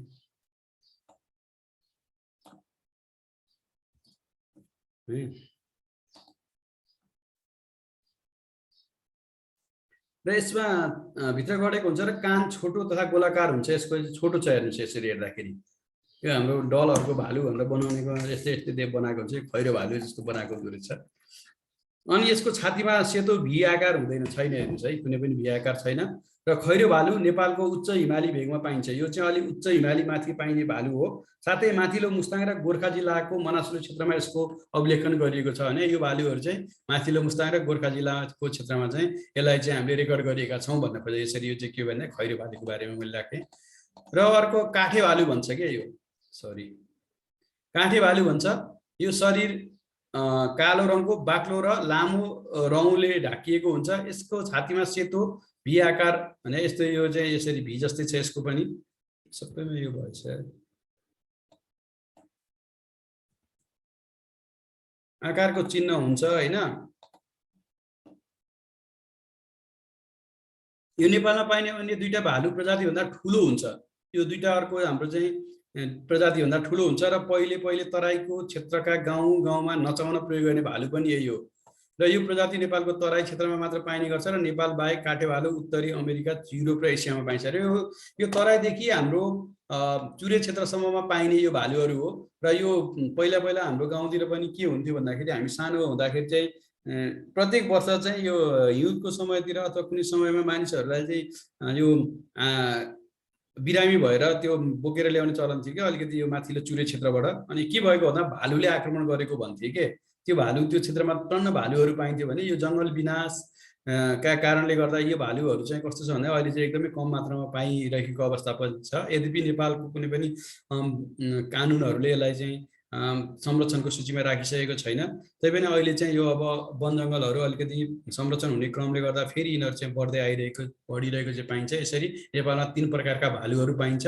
र यो काठे भालु चाहिँ के तराई क्षेत्रमा मात्र पाइन्छ भने अरू दुईटा भालुहरू चाहिँ अलिकति माथिल्लो क्षेत्र हिमाली क्षेत्रहरूमा पाइने।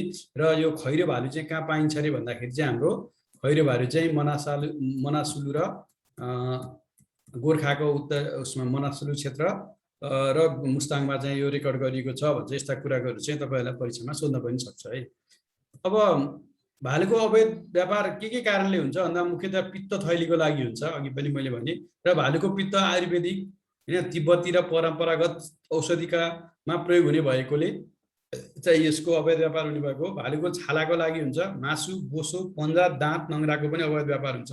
अब कहिलेकाहीँ मानिसहरू चाहिँ जङ्गलमा जाने क्रममा यो भालुहरूले आक्रमण गर्दा पनि यसको चाहिँ अब हुन्छ होइन। यसले चाहिँ साधारणतया मान्छेको आँखा चाहिँ आक्रमण गर्ने गर्छ र भालुको पाइला चाहिँ मान्छेको जस्तै हुन्छ। तपाईँ देखियो भने यस्तो किसिमले यसरी यो भालु चाहिँ मुख्यतया यसको पित्तको लागि चाहिँ के हुन्छ भन्दा अवैध व्यापार हुने गर्छ। यो 3 प्रकारका भालुहरू भए मैले देखाएँ तपाईँलाई है। दुईटैमा के छ भन्दाखेरि सेतो सेतो उच्च छातीमा भने यो खैरो भालुमा चाहिँ छैन है, यसरी चिनिन्छ। अब अर्को हाम्रो हाब्रे भन्छौँ हामी नेपालीमा है। र रातो पाण्डा अथवा रेड पाण्डा पनि भन्छ, एलुरस फल्जेन्स भन्छ यसको नाम। र यो चाहिँ कस्तो छ भन्दाखेरि यो पाइने भने 1800 देखि 3800 मिटरसम्म पाइन्छ। यसको शरीरको तौल 3 देखि 6 किलोग्राम हुन्छ। यसरी हेर्नुहोस् यो सानो खालको चाहिँ यो। अर्को तपाईँहरूलाई कहिलेकाहीँ अब यो 2 प्रकारका के पाइन्छ भन्दाखेरि यो पाण्डाहरू पाइन्छ के। एउटा रेड पाण्डा भयो, अर्को चाहिँ जाइन्ट पाण्डा पनि भन्छ होइन। जाइन्ट पाण्डा भन्छ, JINT जाइन्ट पाण्डा। यो चाइनातिर चाहिँ खुब पाइन्छ। र यो WWF भन्ने एउटा संस्था छ जसले वन्यजन्तु संरक्षणमा चाहिँ काम गर्छ होइन विश्वमै। र यो WWF को लोगोमा रहेको पाण्डा कुन हो भनेर चाहिँ कहिलेकाहीँ यो वन रक्षकमा नसोधिने अरू परीक्षाहरूमा सोधेको देखिन्छ। र कहिलेकाहीँ यसमा पनि तपाईँहरूलाई पनि सोधिन सक्छ। त्यो भनेको चाहिँ हाम्रो यो नेपालमा पाइने रातो पाण्डा होइन, अर्को जाइन्ट पाण्डा भन्छ। त्यसको नेपाली नाम चाहिँ ठ्याक्कै मैले बिर्सेँ, जाइन्ट पाण्डा भन्छ कि। त्यो जाइन्ट पाण्डा चाहिँ को चाहिँ त्यसमा लोगोमा प्रयोग गरिएको छ है। र शरीरको उचाइ चाहिँ 28 सेन्टिमिटर, लम्बाइ चाहिँ 64 सेन्टिमिटर र पुच्छरको लम्बाइ चाहिँ 28 देखि 48 सेन्टिमिटरसम्म हुन्छ भन्छ। र यसको अवैध व्यापार के को लागि हुन्छ भने मुख्यतः यसको छालाको लागि गरिन्छ। र यो कस्तो छ भन्दाखेरि अनुहार र शरीर तल्लो भाग सेतो हुन्छ, यहाँ हेर्नु सेतो सेतो छ। र बाँकी अन्य भाग रातो गोलो टाउको भएको भालु जस्तै देखिने हाब्रे नेपालको अति दुर्लभ यो चाहिँ सूचीमा समावेश भएको छ हैन। यसलाई चाहिँ नेपालको हाम्रो वन्यजन्तु तथा राष्ट्रिय निकुञ्ज तथा वन्यजन्तु संरक्षण ऐन 2029 ले चाहिँ अनुसूची 1 मा संरक्षित सूचीमा राखेको यो चाहिँ स्तनधारी जनावर हो। यो पनि एउटा हैन दुर्लभ वन्यजन्तु सूचीमा समावेश भएको छ भने आकर्षक टाउको र पुच्छर भएको यस जन्तुको नाक कालो हुन्छ। नाक हेर्नु कालो प्रष्ट देखिन्छ। छोटो तथा भुवादार खुट्टामा बाहिर भित्र हुन सक्ने नङ्ग्राहरू बाहिर भित्र हुन सक्ने नङ्ग्रा बाहिर भित्र हुन सक्ने नङ्ग्राहरू यहाँ देखिन्छ स्पष्ट। यसरी हेर्नुस् हुन्छ नि मुख्यतया शाकाहारी भए तापनि मांसाहारी वर्गमा पर्ने यिनीहरू माझ साँझ तथा रातमा सक्रिय हुन्छन् भने दिउँसो रुखको टोड्का वा चट्टानमा चेपहरूमा आराम गर्छन्। र यो चाहिँ के हो भन्दाखेरि एउटा चाहिँ कार्निभोर समूहमा परे तापनि के हो भन्दाखेरि यो चाहिँ शाकाहारी जनावर हो है। तपाईहरुलाई प्रश्न पनि आउन सक्छ कार्निभोरमा भनेको मांसाहारी वर्गमा परेर पनि शाकाहारी भनेको मासु नखाने जनावर कुन हो भनेर पनि सोधिन सक्छ है। मांसाहारी मासु खाने वर्गमा परे तापनि मासु नखाने जनावर कुन हो भन्दाखेरि यो चाहिँ के हो भन्दाखेरि रेड पाण्डा हो र अथवा हाब्रे हो हैन। र यो चाहिँ के हुन्छ भन्दाखेरि नेपालमा चाहिँ लाङटाङमा पाउँछ। यो कहिलेकाहीँ यो रातो पाण्डा कुन नेपालको संरक्षित क्षेत्रमा पाउँछ भन्ने किसिमको प्रश्नहरू पनि सोध्न सक्छ। लामटाङमा पाउँछ। लामटाङ भनिन्छ आजभोलि, पहिला लाङटाङ भनिन्थ्यो तर आजभोलि तपाईहरु हेर्नु भने लामटाङ भन्छ है। लामटाङ भन्छ ठिक छ। त्यो लाङटाङ पनि दिन सक्ला कहिले कहिले लामटाङ पनि दिन सक्ला। क्षेत्र मकालु बरुणमा पाउँछ। मकालु बरुण राष्ट्रिय निकुञ्ज, ढोरपाटन शिकारा रक्ष रारा राष्ट्रिय निकुञ्ज, सगरमाथा राष्ट्रिय निकुञ्ज, कञ्चनजङ्घा र गौरीशङ्कर संरक्षण क्षेत्रहरूमा चाहिँ यो पाइएको छ। भने हिमाली क्षेत्रको निगालो घारीमा बस्ने भनेको यसको यो चाहिँ निगालो घारी, यसले चाहिँ निगालो यसको चाहिँ मुख्यतया के हो भन्दाखेरि खानेकुरा हो कि निगालो जहाँ चाहिँ बढी हुन्छ, निगालो चाहिँ एकदमै देखिन्छ त्यो ठाउँहरुमा चाहिँ हामी के अनुमान लगाउन सक्छौं भन्दाखेरि यो जनावरहरू पाइन्छ होला भनेर है। र त्यो साना साना निगालोका पातहरू टुप्पाहरू र पलाएका पालुवाहरू चाहिँ यसको मुख्यतया खानाको रूपमा छ है गरिएको पाइन्छ। यसले चाइनिज जायन्ट पाण्डा भन्दा बढी चिसो सहन सक्छ भनेको चाइनिज जायन्ट पाण्डाले चाहिँ त्यति धेरै चिसो सहन सक्दैन जुन अघि मैले भने WWF को लोगोमा पनि थियो भनेर भनेको थिएँ। यसरी चाहिँ यो हाब्रे चाहिँ मुख्यतया के को लागि शिकार गरिन्छ भन्दाखेरि हाम्रो यो छालाको लागि गरिन्छ र यो अलिकति माथिल्लो हिमाली क्षेत्रमा भएका संरक्षण क्षेत्रहरूमा पनि पाइने र ती क्षेत्रहरूमा चाहिँ मुख्यतया के प्रावधान छ भन्दाखेरि ती क्षेत्रहरूमा चाहिँ हाम्रो यो भेडी गोठ र चौरी गोठहरू राख्ने चलनहरू छ। अनि त्यो भेडी गोठ र चौरी गोठ चौरी र भेडी चराउन लिएर हिँड्ने व्यक्तिहरूले के गर्ने कुकुरहरू पनि लिएर सँगै राखेका हुन्छन् के 2-4 वटा कुकुरहरू उनीहरूले पालेका हुन्छन् र यो कुकुरहरूले यसको चाहिँ शिकार गरेर पनि यो चाहिँ शिकार गर्ने गरेर पनि यिनीहरू चाहिँ अलिकति खतराको सूचीमा रहेका छन्। ती कुकुरहरूबाट पनि यसलाई शिकार हुने गरिएको छ भन्ने किसिमको चाहिँ विभिन्न अध्ययनहरूले देखाएको छ है। र अर्को बाँदरहरू, अब नेपालमा थुप्रै प्रकारका बाँदरहरू पाइन्छन् हैन। ती बाँदरहरू पनि एउटा के हो भन्दाखेरि हाम्रो चाहिँ मानव वन्यजन्तुको बीचमा चाहिँ बढी समस्यामा रहेको र मानव वन्यजन्तुलाई चाहिँ एउटा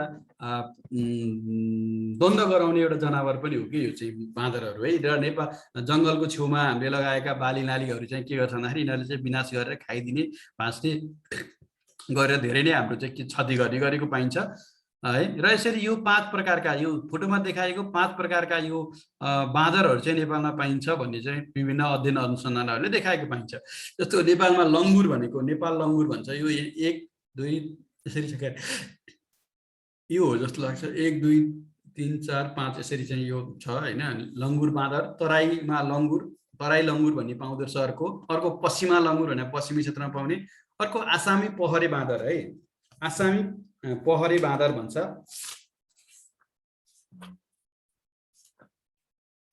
अर्को चाहिँ आसामी पहरे बाँदर, अर्को रातो बाँदर। यी माथिका उल्लेखित 3 प्रजातिका लङ्गुरहरू पहिले प्याबिट्रिस का उपप्रजातिका रूपमा थिए रे।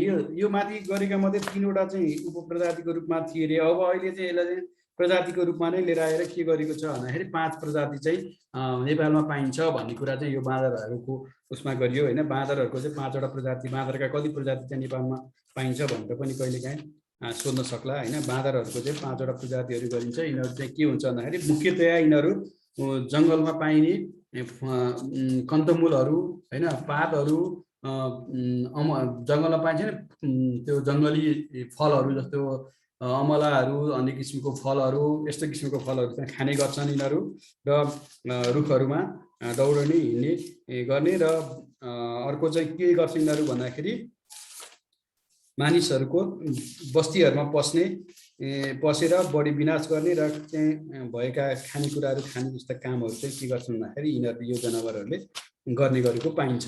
यसरी चाहिँ यो चाहिँ एउटा मानव वन्यजन्तुको रूपमा चाहिँ के गरेको पाइन्छ भन्दाखेरि घर जङ्गलमा पसेर मानव र वन्यजन्तुको द्वन्द्व बढाउने काम पनि यी बाँदरहरूले गर्ने गरेको पाइन्छ। अर्को यी 5 प्रजातिको चाहिँ के छ भन्दाखेरि चाहिँ नेपाल लङ्गुर भने चाहिँ 1500 देखि 4000 मिटरको उचाइमा पाइन्छ अरे। यो नेपाल लङ्गुर भने 1 नम्बरकोमा भनेको 1500 देखि 4000 मिटरमा, शरीर चाहिँ 26 किलो हुन्छ अनि यो चाहिँ 60 देखि 75 सेन्टिमिटरको लम्बाइको हुन्छ हैन। र तराई ग्रे लङ्गुर भन्छ 6300 देखि 1800 मिटरसम्म पाइन्छ। तराईदेखिबाट लिएर माथि हाम्रो 1800 मिटरसम्मको उचाइमा यो चाहिँ पाइन्छ र यो 9 देखि 21 सेन्टिमिटर किलोग्राम चाहिँ यसको तौल हुन्छ अरे।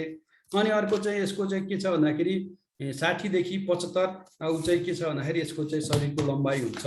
यसरी चाहिँ हुन्छ भनेर विभिन्न अध्ययनहरूले देखाएको पाइन्छ।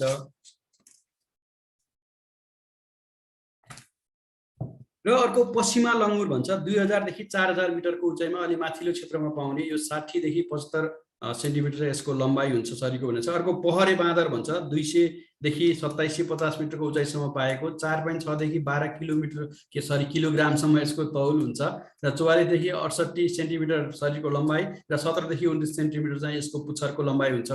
अर्को रातो बाँदर 13 देखि 2440 उचाइसम्म पाउँछ। यो 5 देखि 11 किलोग्राम चाहिँ यसको शरीरको तौल हुन्छ र 47 देखि 63 सेन्टिमिटर चाहिँ शरीरको लम्बाइ हुन्छ भनेर देखाएको छ।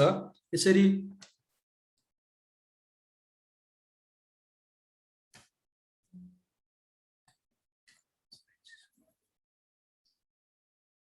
मक्काका मुलाटा एकछिनमा हेर्दैछु। नेपाली लङ्गुर मक्काका सेभेन्सिस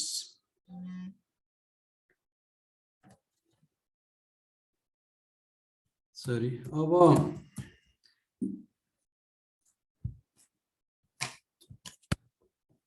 एउटा बाँदरको बारे चाहिँ साधारणतया के भने यो बाँदरको बारेमा जानकारी दियो र यो मध्ये एउटा हाम्रो मक्काका आसाभेन्सिस भन्ने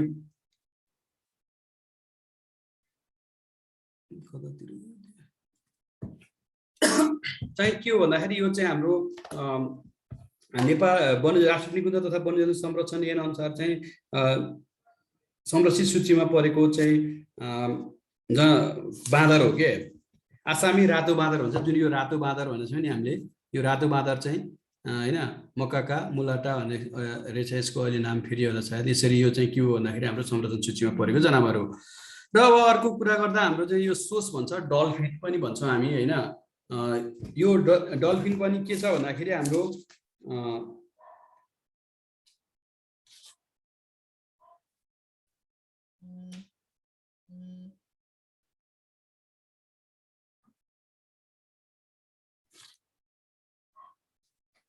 यो डल्फिन पनि के हो त भन्दाखेरि हाम्रो माछा जस्तो देखिने पानीमा बस्ने प्रजाति भए तापनि यो चाहिँ हाम्रो के हो भन्दाखेरि एउटा स्तनधारी जनावर हो र स्तनधारी जलचर भनेर यसलाई चिनिन्छ र यसले चाहिँ पानीभित्रै बस्छ र त्यही बच्चा जन्माउँछ।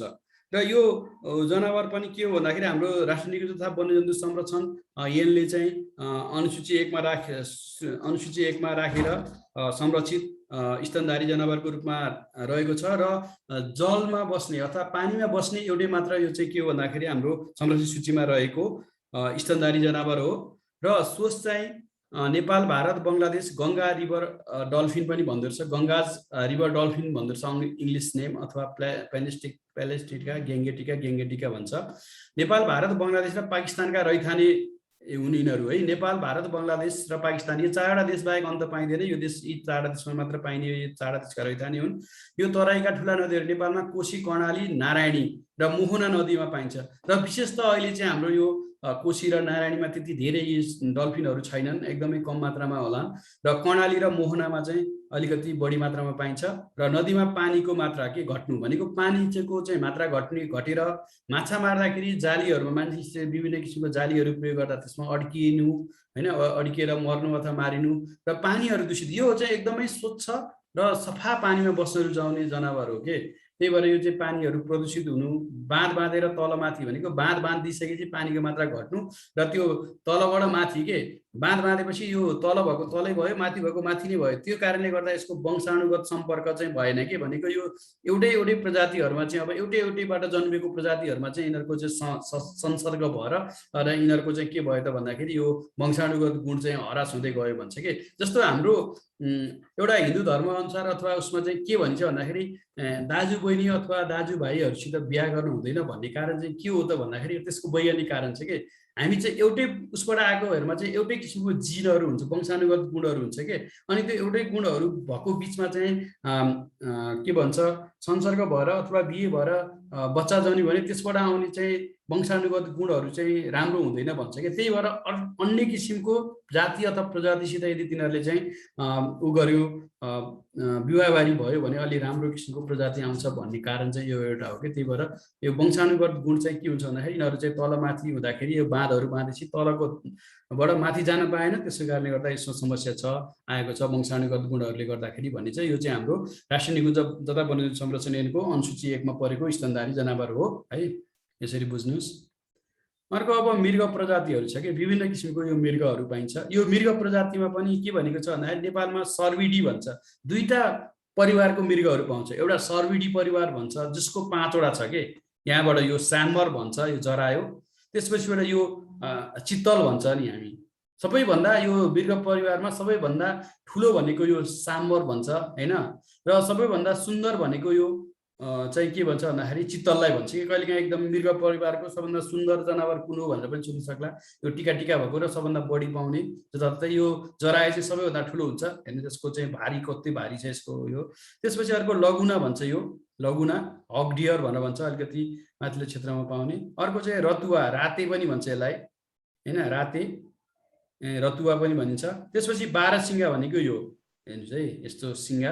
र कस्तुरी मृग भनेको चाहिँ यो कस्तुरी मृग चाहिँ के हो भन्दाखेरि यो मस्सिडिए भन्ने फेमिलीमा पर्छ, यो सर्विडी फेमिलीमा पर्दैन, तैपनि यो मृग परिवारकै हो, तर यसको चाहिँ मृग जाति नै हो। तर यो चाहिँ के हो भन्दाखेरि मस्सिडी भन्ने फेमिलीको हो, परिवारको हो। तर 6 वटा मृगहरू चाहिँ नेपालमा पाइन्छन् है, 6 प्रजातिका।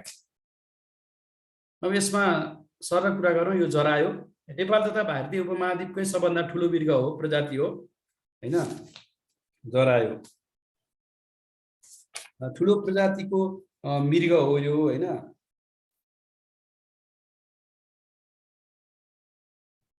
अनि यसको पोथीले लगभग 8 महिनाको गर्भधारण गर्छ भनेको यो 8 महिना चाहिँ यसको चाहिँ त्यो गेस्टेसन पिरियड भन्छ, बच्चा जन्माउने। र एउटा मात्र बच्चा जन्माउँछ। यो जनावर उष्ण प्रदेशीय वन भनेको तराई क्षेत्रको र उपोष्ण प्रदेशीय मिश्रित वन भनेको अलिक त्योभन्दा माथिल्लो हाम्रो चाहिँ के भन्छ चुरेसम्मको र अलिकति माथि चाहिँ चुरेभन्दा अलिकति माथि महाभारत सफाको मिश्रित वन, यो 2000 मिटरको उचाइसम्म भन्छ उपोष्ण। तराईदेखि शीतोष्ण प्रदेशीय वनसम्म पाइन्छ अरे। र अर्को चाहिँ माथि त्योभन्दा माथि पनि पाइन्छ अरे शीतोष्ण वनमा पनि। यो घाँसे मैदान यसले बिर्चाउने के हो भन्दाखेरि घाँसे मैदान, घाँसहरू भएका मैदान र छेउछाउका वनहरूमा बस्छ। यसले बाक्लो पतझड वन र घाँस भएको वन क्षेत्र मन पराउँछ। यस प्रजातिको यस प्रजाति चाहिँ समुद्र सतहदेखि, समुद्र भनेको के भन्छ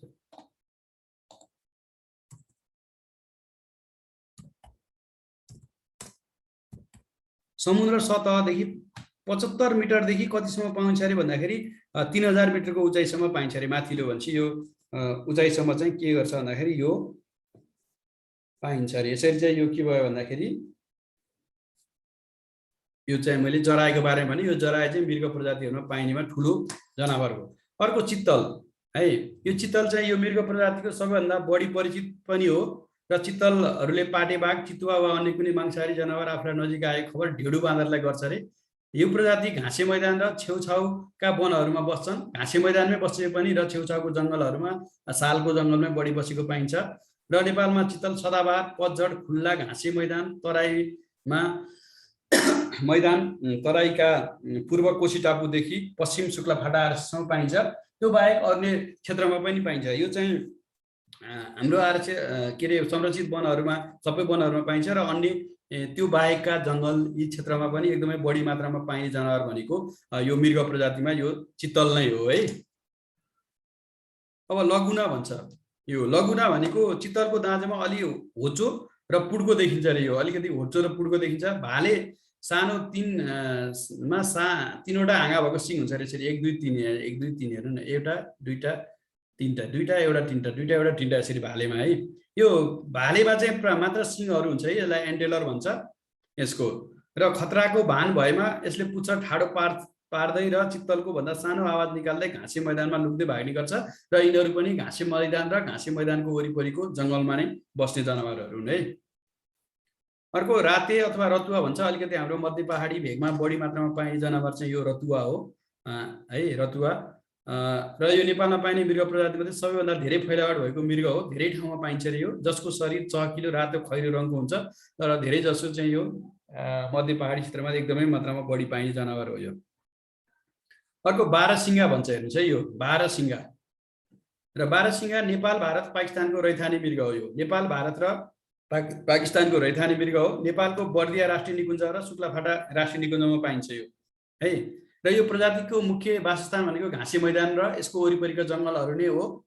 र यो प्रजाति साधारणतया 21 देखि 23 वर्षसम्म बाँच्छ अरे। यिनीहरूको चाहिँ उमेर, यो जीवन चक्र चाहिँ 21 देखि 23 वर्षसम्म हुन्छ भन्ने छ।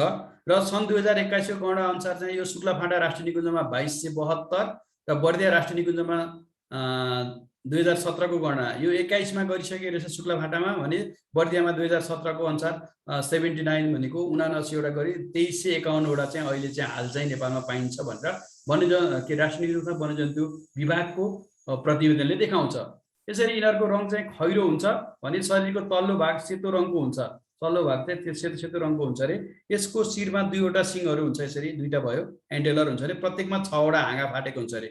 1 2 3 4 5 6 वटा। हेर्नु त, एउटा यो भयो, दुईटा भयो, तीनटा भयो, 4 वटा भयो, 5 वटा भयो, यता एउटा पनि छ, 6 वटा। 1 2 3 4 5 6 वटा यसरी फाटेको हुन्छ अरे। अब ठ्याक्कै कोहीमा 6 वटा नहुन पनि सक्छ, त्यस्तो ठ्याक्कै त्यो नहुन सक्छ होइन। र यो प्रजाति IUCN का अनुसार अति संवेदनशील भल्नरेबल हो र साइटिसको अनुसूची 1 मा छ। यहाँ पनि भएछ है। साइटिसको अनुसूची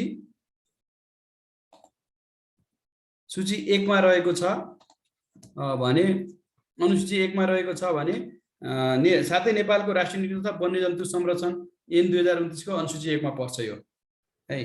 नेपालमा पाइने 6 वटा मृग, एउटा श्रीविडी फ्यामिलीको 5 वटा र अर्को मोस्टेडी फ्यामिलीको एउटा गरेर 6 वटा मृग पाइन्छ। त्यो मध्ये बारहसिङ्गा र कस्तुरी मृग चाहिँ नेपालको वन्यजन्तु संरक्षण राष्ट्रिय निकुञ्ज वन्यजन्तु संरक्षण ऐनले चाहिँ अनुसूची 1 मा संरक्षित जनावरको रूपमा राखेको छ है। दुईटा मात्र छ। अब कस्तुरी मृग, यसको बारेमा भन्दा यो प्रजाति मध्य र उत्तर एसिया, मध्य तथा उत्तर एसिया र हिमालयन क्षेत्रमा पाइन्छ अरे। हिमाली माथिल्लो क्षेत्रमा जहाँ हिउँहरू पर्छ र माथिल्लो क्षेत्रमा पाइन्छ। नेपालमा यो प्रजाति सगरमाथा राष्ट्रिय निकुञ्ज, लामटाङ राष्ट्रिय निकुञ्ज र हिमाली संरक्षित क्षेत्रमा पाइन्छ। अब नेपालमा तलका मध्ये कुन कुन राष्ट्रिय निकुञ्जमा यो जनावर पाइन्छ भनेर परीक्षामा सोध्न सक्छ। सगरमाथा भन्यो, लामटाङ भन्यो सक्छ, अथवा माथिल्लो क्षेत्र भनेको माथिल्लो हिमाली संरक्षित क्षेत्रहरू भनेपछि अब रारामा पाउँछ, अनि सेफुफिल्डमा पाउँछ, अनि संरक्षित क्षेत्रहरू छन् नि, त्यो संरक्षित क्षेत्रहरूमा पनि पाइन्छ। यस प्रजातिको भालेको नाभिमा बीडा हुन्छ है। जहिले पनि भालेको नाइटेमा मात्र बीडा हुन्छ। मक्स डियरको केमा चाहिँ बीडा हुन्छ भनेर पनि सोध्न सक्छ। भनेको कस्तुरी मृगको भालेमा अथवा पोथी केमा बीडा हुन्छ भनेर पनि सोध्न सक्छ। केमा हुन्छ? भालेमा हुन्छ, पोथीमा हुन्छ, दुवैमा हुन्छ, कुनैमा पनि हुँदैन, यसरी सोध्न सक्छ है। र यो प्रजाति IUCN का अनुसार चाहिँ सम्बस्त भनेको लोअर रिक्स नियर थ्रेटन भनेको छ उसले। र साइटिसको अनुसूची 1 मा पर्छ। यो कस्तो टाइप गर्दा मिस्टेक भएछ यो। साइटिसको चाहिँ अनुसूची 1 मा पर्छ। सूचीकृत गरेको छ नेपालको राष्ट्रिय निकुञ्ज वन्यजन्तु संरक्षण ऐनको अनुसूची 1 मा पर्छ।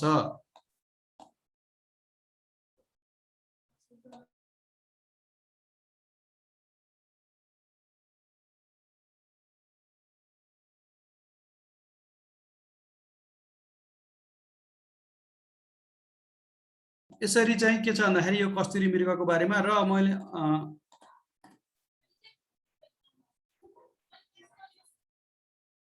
र नेपालमा चाहिँ 3 प्रकारको कस्तुरी मृगहरू पाइन्छ यो 3वटा देखाएको छ नि यो फोटोमा यो 3 प्रकारका कस्तुरी मृगहरू हुन् सुनकोठे कस्तुरी भन्दो रहेछ एउटा हैन अनि अर्को सेतो कण्ठे कस्तुरी भन्दो रहेछ अर्को चाहिँ कालो कस्तुरी मृग भनेर 3 प्रकारको यो चाहिँ कस्तुरी मृगहरू चाहिँ नेपालमा पाइन्छ भन्ने चाहिँ विभिन्न प्रतिवेदनहरू देखाएको छ है र पाइने उचाइ भनेको यो 2500 देखि 5000 मिटरसम्म पाउँछ रे सुनकोठे कस्तुरी भनेको पश्चिमदेखि पूर्व नेपालसम्म र सेतो कण्ठे कस्तुरी भनेको मध्य तथा पूर्वी नेपालमा र कालो कस्तुरी मृग चाहिँ पूर्वी नेपालमा पाउँछ र शरीरको तौल चाहिँ 10 देखि 15 किलोग्राम चाहिँ हुन्छ भनेर चाहिँ विभिन्न प्रतिवेदनहरूले चाहिँ यसरी के गरेको छ भन्दा देखाएको छ अब यो मृगको चाहिँ विभिन्न मृगहरूको चाहिँ यो एन्टेलर भनेको सिंहहरूलाई कसरी पहिचान गर्ने भन्ने कुरा लेखेको छु नेपालमा चाहिँ पाइने मृग मध्ये कस्तुरी मृग बाहेक अन्य जातका भालेमा के हुन्छ भन्दाखेरि एन्टेलर हुन्छ है कस्तुरी मृगमा चाहिँ के हुन्छ भन्दाखेरि हुँदैन है कस्तुरी मृगमा चाहिँ पाइँदैन र अरू 5वटामा पाइन्छ यी 5वटै मृगको एन्टेलरहरू रङ खस्रोपना र हाँगाको बनावट छुटाउन सकिन्छ जस्तो चित्तल जरायो लघुनाको सिङमा 3वटा मात्र हाँगा हुन्छ हेर्नुहोस् है चित्तल र उसमा के हुन्छ भन्दाखेरि 3वटा मात्र हाँगा हुन्छ अरे अनि चित्तलको सिङ पहिलो हाँगा जराएको सिङको दाँजोमा पिठको धेरै नजिकबाट निस्केको हुन्छ र यसको हाँगोले मुख्य सिङसँग झन्डै 90 डिग्रीको कोण बनाएको हुन्छ यसको सिङको मुख्य सिङसँग भएका तेस्रो हाँगा दोस्रो हाँगा भन्दा सधैँ लामो हुन्छ र दोस्रो हाँगा माथितिर मोडिएको हुन्छ सिङको औसत लम्बाइ चाहिँ 80 सेन्टिमिटरसम्म हुन्छ भनेको छ के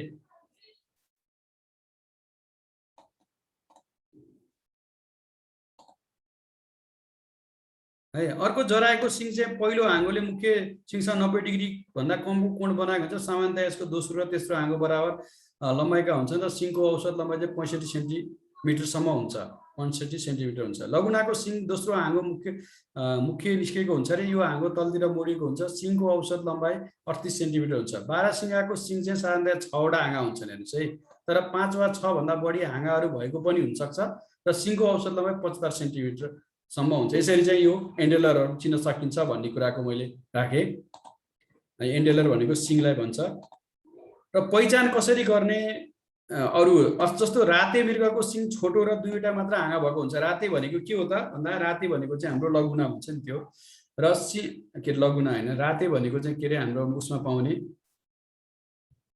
अघि हामीले भनेको थियौं राते मृग भनेको चाहिँ के हो भन्दा सरी कहाँ पुग्यो राते भनेको चाहिँ रतुवा भन्छ नि त्यो रतुवाको 2टा मात्र सिङ हुन्छ के तपाईँ यहाँ हेर्नुभयो भने यो रतुवा को सिङ चाहिँ 2टा मात्र निस्केको हुन्छ यसको चाहिँ 2टा मात्र सिङ हुन्छ यो भालेमा चाहिँ प्राय हुन्छ हैन पोथीमा हुँदैन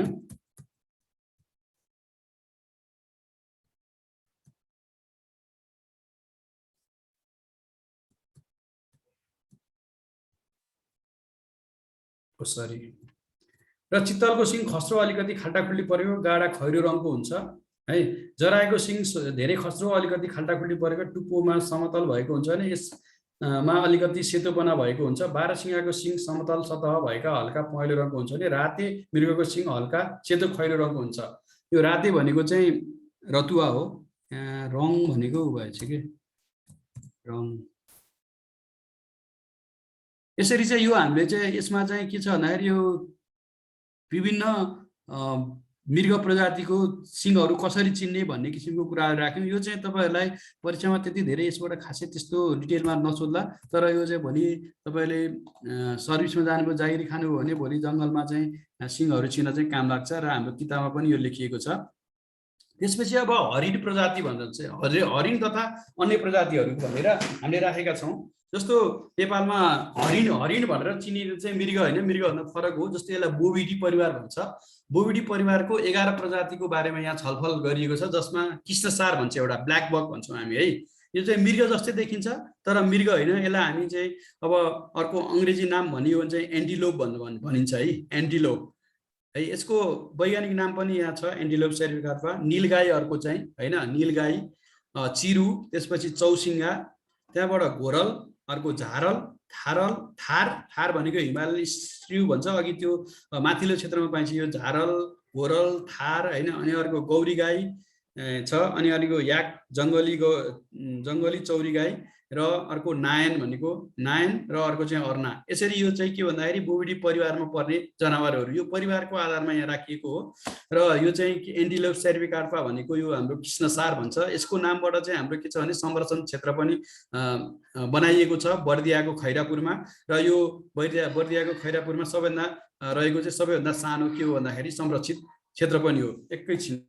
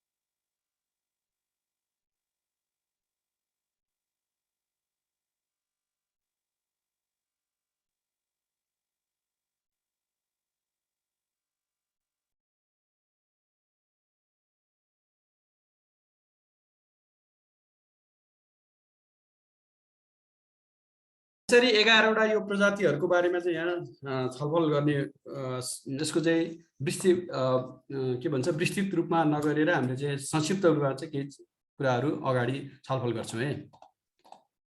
अब कृष्णसारको कुरा गर्दाखेरि यो कृष्णसार यसरी यस्तो किसिमको देखिएको हुन्छ र कृष्ण वश्यक भालेको शरीरको माथिल्लो भाग गाढा खैरो कालो हुन्छ तथा मुनिपट्टि सेतो हुन्छ। यहाँ सेतो देख्नुहुन्छ। पोथी कृष्णसार चाहिँ पोथी कृष्णसार चाहिँ 1.5 देखिबाट लिएर 2 वर्षको उमेरमा सहवासका लागि परिपक्व हुन्छ अरे। धेरैजसो बच्चा जन्मिने समय भनेको नेपालमा जेठ र वैशाख महिनामा हुने गरेको देखिन्छ है। यो जन्तु 10 देखि 12 वर्षसम्म बाँच्ने गरेको पाइन्छ भने हाल उपयुक्त वासस्थान देखिएकाले शुक्लाफाटा वन्यजन्तु आरक्षणमा पनि 50वटा स्थानान्तरण गरी लगिएको छ। यो चाहिँ के छ भन्दाखेरि अघि मैले भने नि कृष्णसार संरक्षण क्षेत्र भनेर बर्दियाको खैरापुरमा चाहिँ हामीले संरक्षण गर्दै आएका छौँ। पहिला चाहिँ बर्दिया राष्ट्रिय निकुञ्ज अन्तर्गत नै त्यसलाई संरक्षण गरेको थियो भने अहिले चाहिँ यसलाई एउटा छुट्टै संरक्षण क्षेत्रको रूपमा 16.something यसको चाहिँ एरिया क्षेत्रफल छ त्यहाँ थियो। अब यो चाहिँ एक ठाउँमा मात्रै हुँदा अघि भने जस्तै आइसोलेसन भयो। आइसोलेसन भएपछि त्यहाँभित्र भएका मात्र पपुलेसनहरूको उसमा मात्र मेटिङ हुँदाखेरि अथवा सहवास हुँदाखेरि तिनीहरूमा चाहिँ जेनेटिक ड्रिफ्ट हुन्छ अथवा वंशानुगत गुण कम हुन्छ भन्ने किसिमले यसलाई चाहिँ अब यसको संरक्षण गर्नको लागि भनेर चाहिँ हामीले कहाँ के गरियो भन्दाखेरि अहिले चाहिँ यो शुक्लाफाटा राष्ट्रिय निकुञ्जको हिरापुर फाँट भन्ने ठाउँमा हिरापुर फाँटामा पनि यसलाई लगेर के गरेको छ भन्दाखेरि स्थानान्तरण गरेर त्यहाँ पनि संरक्षणको काम गरिराखिएको छ। 50वटा लगिएको थियो। अहिले त्यो राम्रै भइरहेछ। यो नेपाल बाहेक यो प्रजाति भारतमा पनि पाइन्छ भन्छ। 2020को गणना अनुसार चाहिँ यो प्रजाति कृष्णसार संरक्षण क्षेत्रमा 234वटा छ हैन। शुक्लाफाटामा चाहिँ 112 50वटा लगेको थियो 112वटा भइसकेको छ अहिले गरेर चाहिँ 346वटा रहेको छ। यो प्रजाति चाहिँ अब आइसिएन ले विश्व भनेको यसले चाहिँ के गर्छ यो आइसिएनले भन्दा एउटा चाहिँ विश्वको रूपमा चाहिँ गर्छ। अर्को चाहिँ त्यो राष्ट्रिय रूपमा के त्यो देशको लागि चाहिँ के छ भन्ने कुरा पनि हेर्छ के। यो चाहिँ विश्वको वर्ल्डको लागि चाहिँ के भनेको छ नियर थ्रेटनमा छ भनेको छ भने नेपालको लागि चाहिँ यो के छ नेपालको लागि चाहिँ यो क्रिटिकली इन्डेन्जर्ड हो भनेर भन्छ के। अति सङ्कटापनमा छ। नेपालमा यसलाई संरक्षण नगर्ने भने यो चाहिँ एकदमै के हुन्छ हराउन सक्छ भनेर यो अति सङ्कटापन्न सूचीमा छ क्रिटिकली इन्डेन्जर्ड। नेपालमा चाहिँ यो कृष्णसार चाहिँ आइसिएनका अनुसार चाहिँ नेपालको लागि कस्तो किसिमको जनावर अथवा कस्तो कुन सूचीमा चाहिँ स्वीकृत गरिएको छ भनेर सोध्न सक्छ। र साइटिसको पनि 1 नम्बरमा छ र नेपालको राष्ट्रिय निकुञ्ज तथा वन्यजन्तु संरक्षण यसले पनि अनुसूची 1 मा राखेको स्तनधारी जनावर हो है। यसरी भने यो चाहिँ बर्दियामा पाउँछ। बर्दियाबाट चाहिँ अहिले शुक्लाफाटाको हिरापुर भन्ने फाँटमा पनि लगेर राखिएको छ है। अर्को चिरु भन्छ यसलाई तिब्बतियन एन्टिलोप प्यान्थेलोपस हक्सनी पनि भन्छ। यो चिरु यस्तो किसिमको जनावर हो। यो एउटा सानो तर सुन्दर हरिण जातको स्तनधारी जनावर हो रे। यो पनि हरिण हो। यसको रौँहरू एकदमै नरम र उच्च कोटिको हुनाले तिनलाई शाहतुस अर्थात् उनको राजा पनि भन्ने गरिन्छ अरे। यसको उनहरू चाहिँ राम्रो हुन्छ अरे, यसबाट आएको एकदमै राम्रो उन हुन्छ भनेको।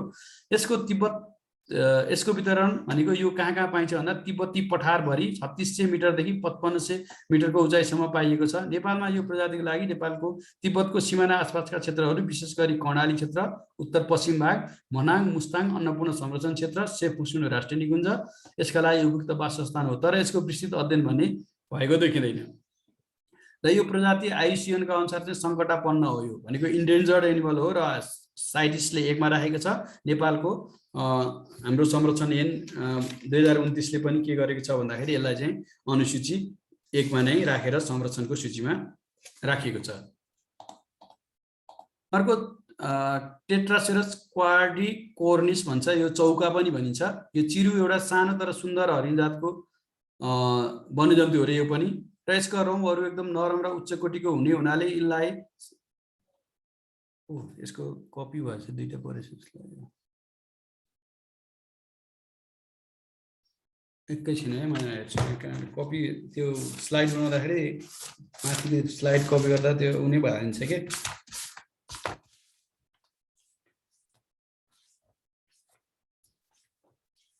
हेरिहाले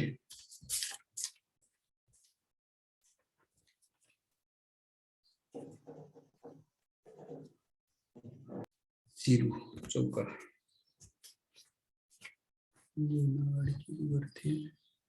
त्यसैको यो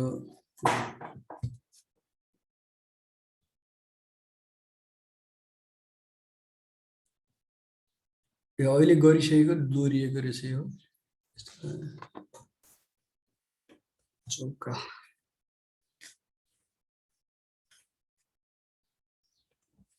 यो चौका चाहिँ नेपाल तथा भारतमा पाइने कहाँबाट भयो भन्दाखेरि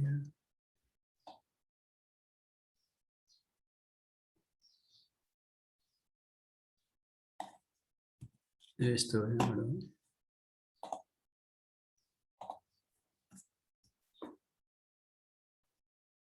यो नेपाल तथा भारतमा पाउने चाहिँ बोभिडी फ्यामिली अन्तर्गत पर्ने सबभन्दा सानो 4वटा सिङ भएको हो रे भएको जङ्गली जनावर हो भने यो घाँसको अलुवा, फलफुल र ताजा पातका मुनाहरू खान मन पराउँछ हैन। यो रैथाने निश्चित क्षेत्र ओगटेर बस्ने जनावर हो रे, प्रजाति हो रे के। निश्चित एउटा आफ्नो क्षेत्र ओगटेर त्यो क्षेत्रमा मात्र बस्छ रे। साधारणतया एक्लै एक्लै पाइए तापनि लज्जालु भएकाले देख्न गाह्रो पर्छ भने यिनीहरू एक्लै एक्लै बस्छन् एउटा ग्रुपमा। जस्तो हाम्रो हुन्छ नि बारासिङ्गाहरू, यिनीहरू एकदमै ग्रुपमा बस्छन्। जस्तो शुक्ला फाटाको त्यो फाटामा गएर हेर्नु भने बारासिङ्गाको ठुल्ठुलो बथानहरू देखिन्छ के। भने साधारणतया एक्लै एक्लै बस्छन्। यसले निरन्तर एउटै ठाउँमा दिशा गर्छ रे। हो यो चाहिँ के भन्दा यसले गर्दाखेरि यी जनावरहरूलाई चाहिँ शिकारीहरूले चाहिँ त्यो फाइदा उठाउने गर्छन् कि यस्तो किसिमको ठाउँहरूमा धरा थाप्ने अथवा त्यहीँ कुरेर बसेर मार्ने गर्छन् है। यो तराईको पर्सा राष्ट्रिय निकुञ्ज, चितवन बर्दिया, बाँके राष्ट्रिय निकुञ्जहरूमा मात्र पाइएको छ भने बाँके राष्ट्रिय निकुञ्जमा 146 देखि 236 वटा चौसिङ्गाको अनुमान गरिएको छ। यो प्रजाति चाहिँ आइयुसिएनका अनुसार अति संवेदनशील र साइटिसको अनुसूची 1 मा र नेपालको राष्ट्रिय निकुञ्ज तथा वन्यजन्तु संरक्षण ऐनले चाहिँ 1 मा राखेको छ है। यसरी यो चाहिँ यसको बारेमा भयो। के भन्छ चौका अथवा चौसिङ्गा पनि भन्छ। अब गौरी गाई, यो गौरी गाई परिवार गाई चाहिँ यसलाई गाई परिवारमा राखिन्छ हैन। सबभन्दा ठुलो पनि हो गाई परिवारको जनावरमा, ठुलो जिउ भएको शरीर भएको वन्यजन्तु मानिन्छ। यसरी हेर्दाखेरि पनि एकदमै ठुलो छ र अर्ना जस्तै यो पनि दक्षिण एसियाको रैथाने जनावर हो र यसलाई अगाडिबाट हेर्दा चाहिँ भैँसी जस्तो देखिन्छ अरे के। भैँसी जस्तो देखिन्छ तर यो भैँसी होइन हैन। अगाडिबाट हेर्दा र पछाडिबाट हेर्दा गाई जस्तो देखिन्छ तर भैँसी भन्दा यो धेरै ठुलो हुन्छ अरे, ठुलो हुन्छ। र यो जनावर लज्जालु तथा शान्त स्वभावको भए तापनि यसको नजिक परेमा आत्मरक्षाका लागि आक्रमण गर्न सक्छ। भनेको यसले चाहिँ साधारणतया आक्रमण नगरे पनि यसको नजिकमा पर्दाखेरि कहिलेकाहीँ आफूलाई हानि हुने हो कि भन्ने किसिमले आक्रमण गर्छ भन्ने कुरा गरियो। र यो मुख्य खाना घाँसपात र स्याउला नै हो र यो तराईका जङ्गलहरूमा साल मिश्रित जङ्गलहरूमा चाहिँ यो पाइन्छ यसको वासस्थान। र यो आइयुसिएनका अनुसार चाहिँ अति संवेदनशील, भलनरेबल र साइटिसको 1 मा र नेपालको राष्ट्रिय निकुञ्ज तथा वन्यजन्तु संरक्षण ऐनले पनि 1 स्तनधारी जनावरको सूची 1 मा अनुसूची 1 मा राखेर यसलाई संरक्षण गरेको छ।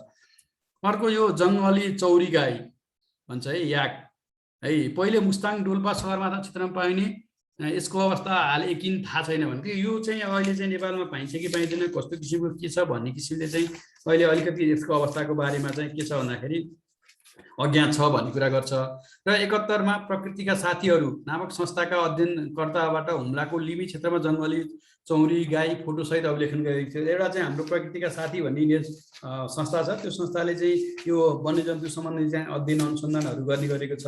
राजु आचार्य भन्ने सर हुनुहुन्छ त्यस संस्थाको, र उहाँहरूले गरेको एउटा अध्ययनमा चाहिँ यो 2071 साल हुम्लाको लिमी भ्याली भन्ने छ, त्यो ठाउँमा चाहिँ पाइएको थियो भनेर चाहिँ एउटा प्रतिवेदनले देखिन्छ होइन। तर यो प्रजाति चाहिँ आइसिएनको अति संवेदनशील भलनरेबल र राष्ट्रिय रूपमा चाहिँ हाम्रो नेपालको राष्ट्रिय रूपमा भनेको डाटा सिट डिफिसियन्ट भनेको यो विश्वको रूपमा चाहिँ यो भलनरेबल हो, तर नेपालमा चाहिँ यसको डेटाहरू छैन, अहिलेसम्म देखिएको छैन भन्ने कुरा गरेको हो।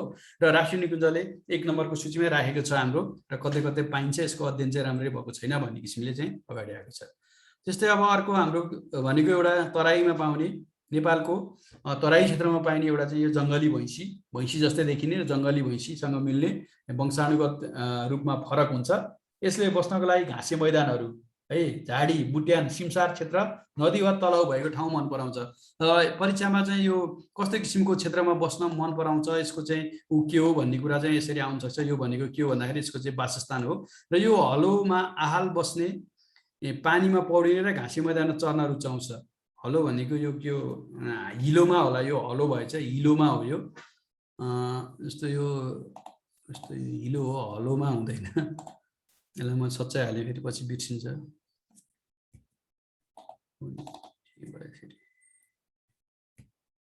यो हिलोमा चाहिँ आल बस्ने भनेको हाम्रो जसरी गाउँघरमा पाइने भैँसीहरू हुन्छ नि, भैँसी जस्तै यो चाहिँ हिलोमा आहाल बस्नलाई चाहिँ रुचाउँछ भनेको हो। त्यस्तै यो भैँसी परिवारकै हो, र हिलोमा आहाल बस्ने, पानीमा पौडिएर घाँसे मैदानमा चर्न रुचाउँछ। र यो नेपालमा चाहिँ कहाँ पाइन्छ भन्दाखेरि मुख्यतया यो चाहिँ हाम्रो कोशी टापु वन्यजन्तु आरक्षित क्षेत्रमा पाइन्थ्यो, र अहिले चाहिँ यसको पनि वासस्थान संरक्षण गर्नु पर्यो। पहिला चाहिँ विगतमा चाहिँ हाम्रो चितवन राष्ट्रिय निकुञ्ज समेत पाइने थियो भन्ने विभिन्न किसिमको प्रतिवेदनहरू देखाएको हुँदा चितवनमा चाहिँ अहिले लगेर यसलाई चाहिँ यसको चाहिँ संरक्षण गर्ने प्रयास पनि गरिएको छ। र यो गर्भधारण 10 देखि 11 महिनामा गर्छ भन्छ, र यिनीहरूको चैत र असार महिनामा फेरि महिनामा चाहिँ के हुन्छ भन्दाखेरि प्राय गर्भधारणहरू हुन्छ, र अर्नाहरू प्राय 10 देखि 40 वटासम्मको समूहमा उमेरमा बस्न रुचाउँछन्, बथानमै बस्छन् यिनीहरू, र यसको जम्मा आयु चाहिँ 20 देखि 25 वर्षको हुन्छ भनेको छ। यो चाहिँ अब के हो भन्दाखेरि तल्लो क्षेत्रमा उसमा बस्छ, घाँसे मैदान, दलदल जमिन भनेको पानीहरू, हिलोहरू हुने ठाउँमा बस्न रुचाउँछ, र अर्नाको आकार प्रकार रूप भैँसीसँग भइसक्यो। र यसको उपयुक्त क्षेत्र भनेको चितवन राष्ट्रिय निकुञ्ज र कोशी टापु आरक्षित रहेको भए तापनि नेपालको पूर्वी क्षेत्रमा रहेको कोशी टापु क्षेत्रमा मात्र सीमित भएको छ, र यसलाई चाहिँ अहिले 2007 चितवनबाट कोशी टापुबाट चितवनमा सारिएको छ, र 2077 चाहिँ यसले बच्चा जन्मायो भनेको छ कि यो त्यो चितवन सारिएको अर्नाले। र अर्नाको लागि चितवन राष्ट्रिय निकुञ्ज उपयुक्त रहेको छ भन्ने कुरा चाहिँ यो प्रतिवेदनले देखाउँछ राष्ट्रिय निकुञ्जको। र यो जनावर घरपालु भैँसीसँग संसर्ग गराई जन्माएका पाडापाडीहरू मासु र गाडा तान्ने प्रयोजनका लागि बढी मूल्यमा बिक्री वितरण गर्ने गरेको पाइन्छ। यो चाहिँ हाम्रो कोशी टापुमा चाहिँ के छ भन्दाखेरि वरिपरि सप्तरीतिर चाहिँ धेरै स्थानीय जनताहरूले चाहिँ भैँसीहरू पाल्ने गरेका छन् त्यहाँ ठुलो मात्रामा, र त्यो भैँसीहरू चाहिँ भित्र लगेर चराउने के कोशी टापु वन्यजन्तु आरक्षितभित्र लगेर चराउने, र त्यो भित्र अर्नाहरूसित चाहिँ त्यसको चाहिँ क्रस गराइदिएर त्यो चाहिँ अब अलिकति त्यो अहिले चाहिँ लोकल भैँसीहरूसित क्रस भएको छ, स्थानीय भैँसीहरूसित भन्ने किसिमको एउटा ठुलो थ्रेड पनि छ क्या, त्यहाँ यसरी क्रस भइराख्ने सम्भावना र भएको पनि ठुलो चाहिँ एउटा थ्रेड चाहिँ देखिन्छ भन्ने कुरा चाहिँ विभिन्न प्रतिवेदनले देखाउँछ। यो आयुष्यनका अनुसार सङ्कटापन्न साइटिसको अनुसूचित 3 मा छ, र नेपालको चाहिँ वन्यजन्तु संरक्षण राष्ट्रिय तथा वन्यजन्तु संरक्षण यसले चाहिँ 1 मा राखेको छ यसलाई, यो अर्नालाई। अर्को एकसिङे गैँडा, यो धेरै जसो साथीहरूलाई थाहा नै छ, यो नेपालमा पाइन्छ एकसिङे गैँडा भने, अन्य क्षेत्रमा चाहिँ 3 सिङे गैँडाहरू 2 सिङे गैँडा पनि पाइन्छ अन्य क्षेत्रमा। नेपालमा चाहिँ यो एकसिङे, नेपाल भारत बङ्गलादेशमा एकसिङे गैँडा पाइन्छ, र अफ्रिकातिर चाहिँ अर्को सेतो खाले गैँडा पनि पाइन्छ है। र यो कहाँ पाइन्छ भने तराई क्षेत्रमा पाइन्छ। शरीरको तौल चाहिँ 2000 देखि 2500 किलोग्रामसम्म हुन्छ भने उचाइ 180 सेन्टिमिटर र लम्बाइ चाहिँ 300 देखि 315 सेन्टिमिटरसम्म हुन्छ भनेर भन्छ। गैँडा हात्तीपछिको सबैभन्दा ठुलो जनावरको रूपमा चिनिन्छ, र गैँडाको शरीरमा रङ खरीपाटी खस्रो हुन्छ, र छाला एकदमै यसको बाक्लो हुन्छ। यसको छाला मोटो 5 सेन्टिमिटरसम्मको र दानादार र ठुलो ठुलो पत्रहरू मिलेर बनेको हुन्छ भने यसका बच्चाहरू 1 देखि 3 वर्षसम्म पनि आमाकै रेखदेखमा बस्छन्। त्यसैगरी भाले गैँडा 10 वर्षको उमेरमा परिपक्व बन्छ भने पोथी गैँडा 5 देखि 7 वर्षको उमेरमा परिपक्व हुन्छ। भालेभन्दा पोथी चाँडै परिपक्व हुने रहेछ।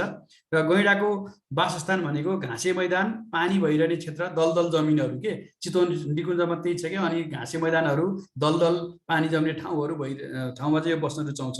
यसको चाहिँ वासस्थान कस्तो हो भने यो घाँसे मैदान र पानी बग्ने ठाउँ हो भन्ने कुरा के अरे दलदल जमिन हो भन्ने बुझ्नुहोस् होइन। बस्न रुचाउँछ। विभिन्न प्रजातिका घाँसहरू नै यसको मुख्य खाना हो र यसबाट गैँडाले 60% आहार प्राप्त गर्छ भने घाँसहरूबाट चाहिँ 60% आहार प्राप्त गर्छ अरे। अनि अर्को चाहिँ यो नदीय तटमा रहेका काँसका घाँसे मैदानहरू गैँडाको लागि सबभन्दा महत्त्वपूर्ण वासस्थान हो। जस्तो नदीको किनारहरूमा त्यो दलदल जमिन पनि हुन्छ। अर्को चाहिँ के भने काँसहरू हुन्छ नि, त्यो काँसहरू चाहिँ के हुन्छ भन्दाखेरि त्यो काँसहरू चाहिँ यसको मुख्य वासस्थान हो। यसले मन पराउने घाँसहरू पुग्ने हो भनेर भन्छन् है।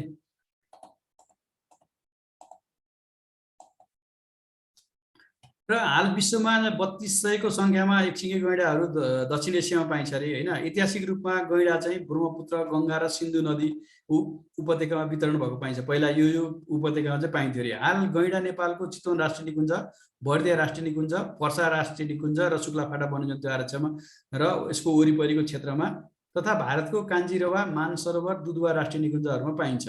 भने राष्ट्रिय गैँडा गणना भने गठन भएछ फेरि। गणना 2077 अनुसार चितवन राष्ट्रिय निकुञ्जमा 694, बर्दियामा 38, शुक्लाफाटामा 17 र पर्सामा 3 वटा गरी कुल 752 वटा गैँडा रहेको छ अहिले है। 752 वटा चाहिँ के छ भन्दाखेरि हाम्रो कुल गैँडाहरू चाहिँ पाइन्छन्। यो प्रजातिको आइसिएनको अति संवेदनशील र साइटिसको एकमा छ भने नेपालको वन्यजन्तु संरक्षण ऐनले पनि 1 नम्बरमा राखेको छ। र नेपालमा चाहिँ यो पहिला के थियो भन्दाखेरि चितवन र पर्सा र चितवन जोडिएको भयो। यो क्षेत्रमा चितवन र पर्सामा चाहिँ के हुन्छ भने यिनीहरू आवाजात गरिरहेको हुन्छन् र यो क्षेत्रमा मात्र पाइने भएको कारणले गर्दा यो गैँडालाई चाहिँ संरक्षण गर्नु पर्यो भन्ने हेतुले चाहिँ के गरेको छ भन्दाखेरि हाम्रो बर्दिया र शुक्लाफाटामा पनि लगेर स्थानान्तरण गरिएको हो चितवनबाट। र स्थानान्तरण गरेर के गरिएको छ भन्दाखेरि त्यहाँ पनि अहिले संरक्षणको काम गर्दै बर्दियामा 38 वटा छ भने उता शुक्लाफाटामा 17 वटा गैँडाहरू चाहिँ छन्। र यसको अवैध व्यापार के को लागि हुन्छ भने खागको लागि। यो अगाडि देख्नुहुन्छ नि, यो एउटा सिङ छ, यसलाई खाग भनिन्छ। यो खागको लागि चाहिँ यसलाई चाहिँ हामी प्रयोग गर्छौँ। ठुला बडालाई उपहार दिन, कोठा सजाउन लगायत औषधिजन्य प्रयोगलाई यसको प्रयोग गरिन्छ भने यसको छाला र खुरहरू पनि, यसको खुट्टाको खुर र यो छालाहरू पनि अवैध व्यापार हुने गर्छ है। अर्को जङ्गली हात्तीको कुरा गरौँ। अब जङ्गली हात्ती भनेको यो एसियन वाइल्ड एलिफेन्ट भन्छ, एलिफस म्याक्सिमस। यो चाहिँ 500 मिटरको उचाइसम्म पाइन्छ र तौल चाहिँ 5000 किलोग्रामसम्म हुन्छ र शरीरको उचाइ 250 देखि 300 मिटरसम्म हुन्छ। र नेपालमा पाइने स्तनधारी जनावर हात्ती सबैभन्दा ठुलो जनावर हो। यसको शरीरको बनोट निकै गरौँको किसिमको हुन्छ भने यो ठुलो टाउको, सुँड लामो भएको हुन्छ। यहाँ लेखेको कुरो मैले सबै पढिनँ। यसले जङ्गली हात्तीले प्रतिदिन 250 देखि 350 किलोग्रामसम्म खाने गर्छ अरे है। यसले आफ्नो सुँडको मद्दतले घाँस, रुख बिरुवा, हाँगाहरू, भाँची पाताहरू खाने गर्छ। विशेष गरी बयर, सिसौ, अमला, कोइरालो, बर, पिपल आदि जातका रुख र अन्य घाँस प्रजातिहरू यसले आफ्नो खानाको रूपमा पुरा गर्छ। र यो चाहिँ के भने सबभन्दा ठुलो पनि हो। र यसको शरीर हल्का कालो हुन्छ, चाउरी परेको हुन्छ, फराकिलो कान र लामो सुँड हुन्छ। यसरी देख्नुहुन्छ है यो चित्रमा देखा जस्तै। यो नेपालमा अब कहाँ पाइन्छ भन्दाखेरि हस्तिदन्त नभएकाले भाले हात्तीलाई मखना पनि भनिन्छ अरे यस्तो है। भाले हात्तीलाई के भनिन्छ भन्ने कुरा पनि गर्ला। भाले हात्तीको माथिल्लो बङ्गारोबाट निकै बाहिर निस्केको लामो चुचो परेको दारा हुन्छ जसलाई हस्तिदन्त भनिन्छ। हस्तिदन्त नभएका भालेलाई चाहिँ मखना भनिन्छ अरे के। र नेपालको तराई क्षेत्रमा प्राय सबै संरक्षित क्षेत्रमा कोशी, पर्सा, चितवन, बाँके, बर्दिया, शुक्लाफाटामा यिनीहरू पाइन्छ जङ्गली हात्तीहरू। र यसको अलावा झापा, मोरङ, सिरा लगायतका अन्य केही नेपाल जिल्लाहरूमा पनि यिनीहरू हिँड्ने मार्गका रूपमा प्रयोग गर्ने गरेको पाइन्छ। र यो आइसिएनले चाहिँ अति संवेदनशील भर्नरेबल भन्छ। साइटिसको अनुसूची 2 मा छ र नेपालको चाहिँ संरक्षित क्षेत्रको 1 मा छ। र यिनीहरू चाहिँ प्राय नेपाल र भारतका संरक्षित क्षेत्रहरूमा चाहिँ विचरण भनेको यिनीहरू हिँड्ने ओरदोर गर्ने गर्छन् के, र एउटा झुन्डमै हिँड्ने गरेको देखिन्छ। र केही समय अगाडि चाहिँ बर्दियामा चाहिँ ठुलो झुन्ड चाहिँ अहिले चाहिँ के उताबाट आइरहेको इन्डियाबाट भारतबाट आएको चाहिँ विभिन्न समाचारहरूले लेखेको पनि थियो, र विभिन्न सामाजिक सञ्जालमा पनि साथीहरू विभिन्न व्यक्तिहरूले चाहिँ पोस्ट गरेको देखिएको थियो। र यो चाहिँ अझ भारतबाट यो पूर्वी क्षेत्रमा एकदमै यसले यो जङ्गली हात्तीहरूले चाहिँ हाम्रो विनाश गर्ने गरेको छ कि। यो कता भन्दाखेरि झापातिर होइन, उता पश्चिम बङ्गालतिरबाट इन्डियाको पश्चिम बङ्गालबाट चाहिँ ठुलो झुन्डहरू आउँछ र बाहुनडाङ्गी क्षेत्र, झापाको बाहुनडाङ्गी होइन, यस्तो लगायत थुप्रै क्षेत्रहरूमा चाहिँ यिनीहरूले चाहिँ यो जङ्गली हात्तीहरू चाहिँ विनाश गर्छ। अनि यतातिर आएर सर्लाही, रौतहट अनि यो बारातिर पनि इन्डियाबाट चाहिँ त्यो ठुलो झुन्डमा चाहिँ यो जङ्गली हात्तीहरू आउँछ कि, त्यो आउँदै पर्सा राष्ट्रिय निकुञ्जतिर छिर्छ, पर्सा राष्ट्रिय निकुञ्जबाट चितवनतिर हुँदै यसरी चाहिँ फेरि यो फर्केर जाने क्रम गर्छ। यसरी यो हात्तीहरू चाहिँ एउटा संरक्षित सूचीमा पनि रहेको छ, र यसरी चाहिँ यो यसको बारेमा मैले राखेँ है। र यसको व्यापार भनेको यसको जो हुन्छ नि के को लागि हुन्छ भन्दाखेरि यो दाँतको लागि, यो दारा भन्छौँ नि हामी, टस्क दाराको लागि हुन्छ, र पुच्छरको रौँ, र विभिन्न व्यक्तिहरूले चाहिँ यो पुच्छरको रौँको चाहिँ सुनको त्यो ब्रासलेट बनाएर पनि लगाउने गर्नुभएको देखिन्छ। यो चाहिँ एउटा अवैध काम हो, यसरी चाहिँ लगाएर हिँड्न पाइँदैन। यो हाम्रो राष्ट्रिय निकुञ्ज वन्यजन्तु संरक्षण विभागले यो एउटा अवैध काम भएकोले यो नलगाउनुहोस् र यस्तो लगाएको खण्डमा चाहिँ कारवाही गरिनेछ भन्ने विभिन्न सूचनाहरू पनि दिइरहेको देखिन्छ। त्यसकारण यो चाहिँ एउटा अवैध हो, यसरी हो। अब केही वन्यजन्तुहरूको चाहिँ यहाँ मैले चाहिँ के राखेको छु भन्दाखेरि आहार विहार, त्यही यसलाई चाहिँ समरीको जस्तो गरेर एउटा टेबलमा देखाउने प्रयास गरेको छु। जस्तो के भन्छ भन्दाखेरि बाघको मुख्य आहार के हो त भन्दाखेरि चित्तल, मृग लगायत साना स्तनधारी जनावरहरू।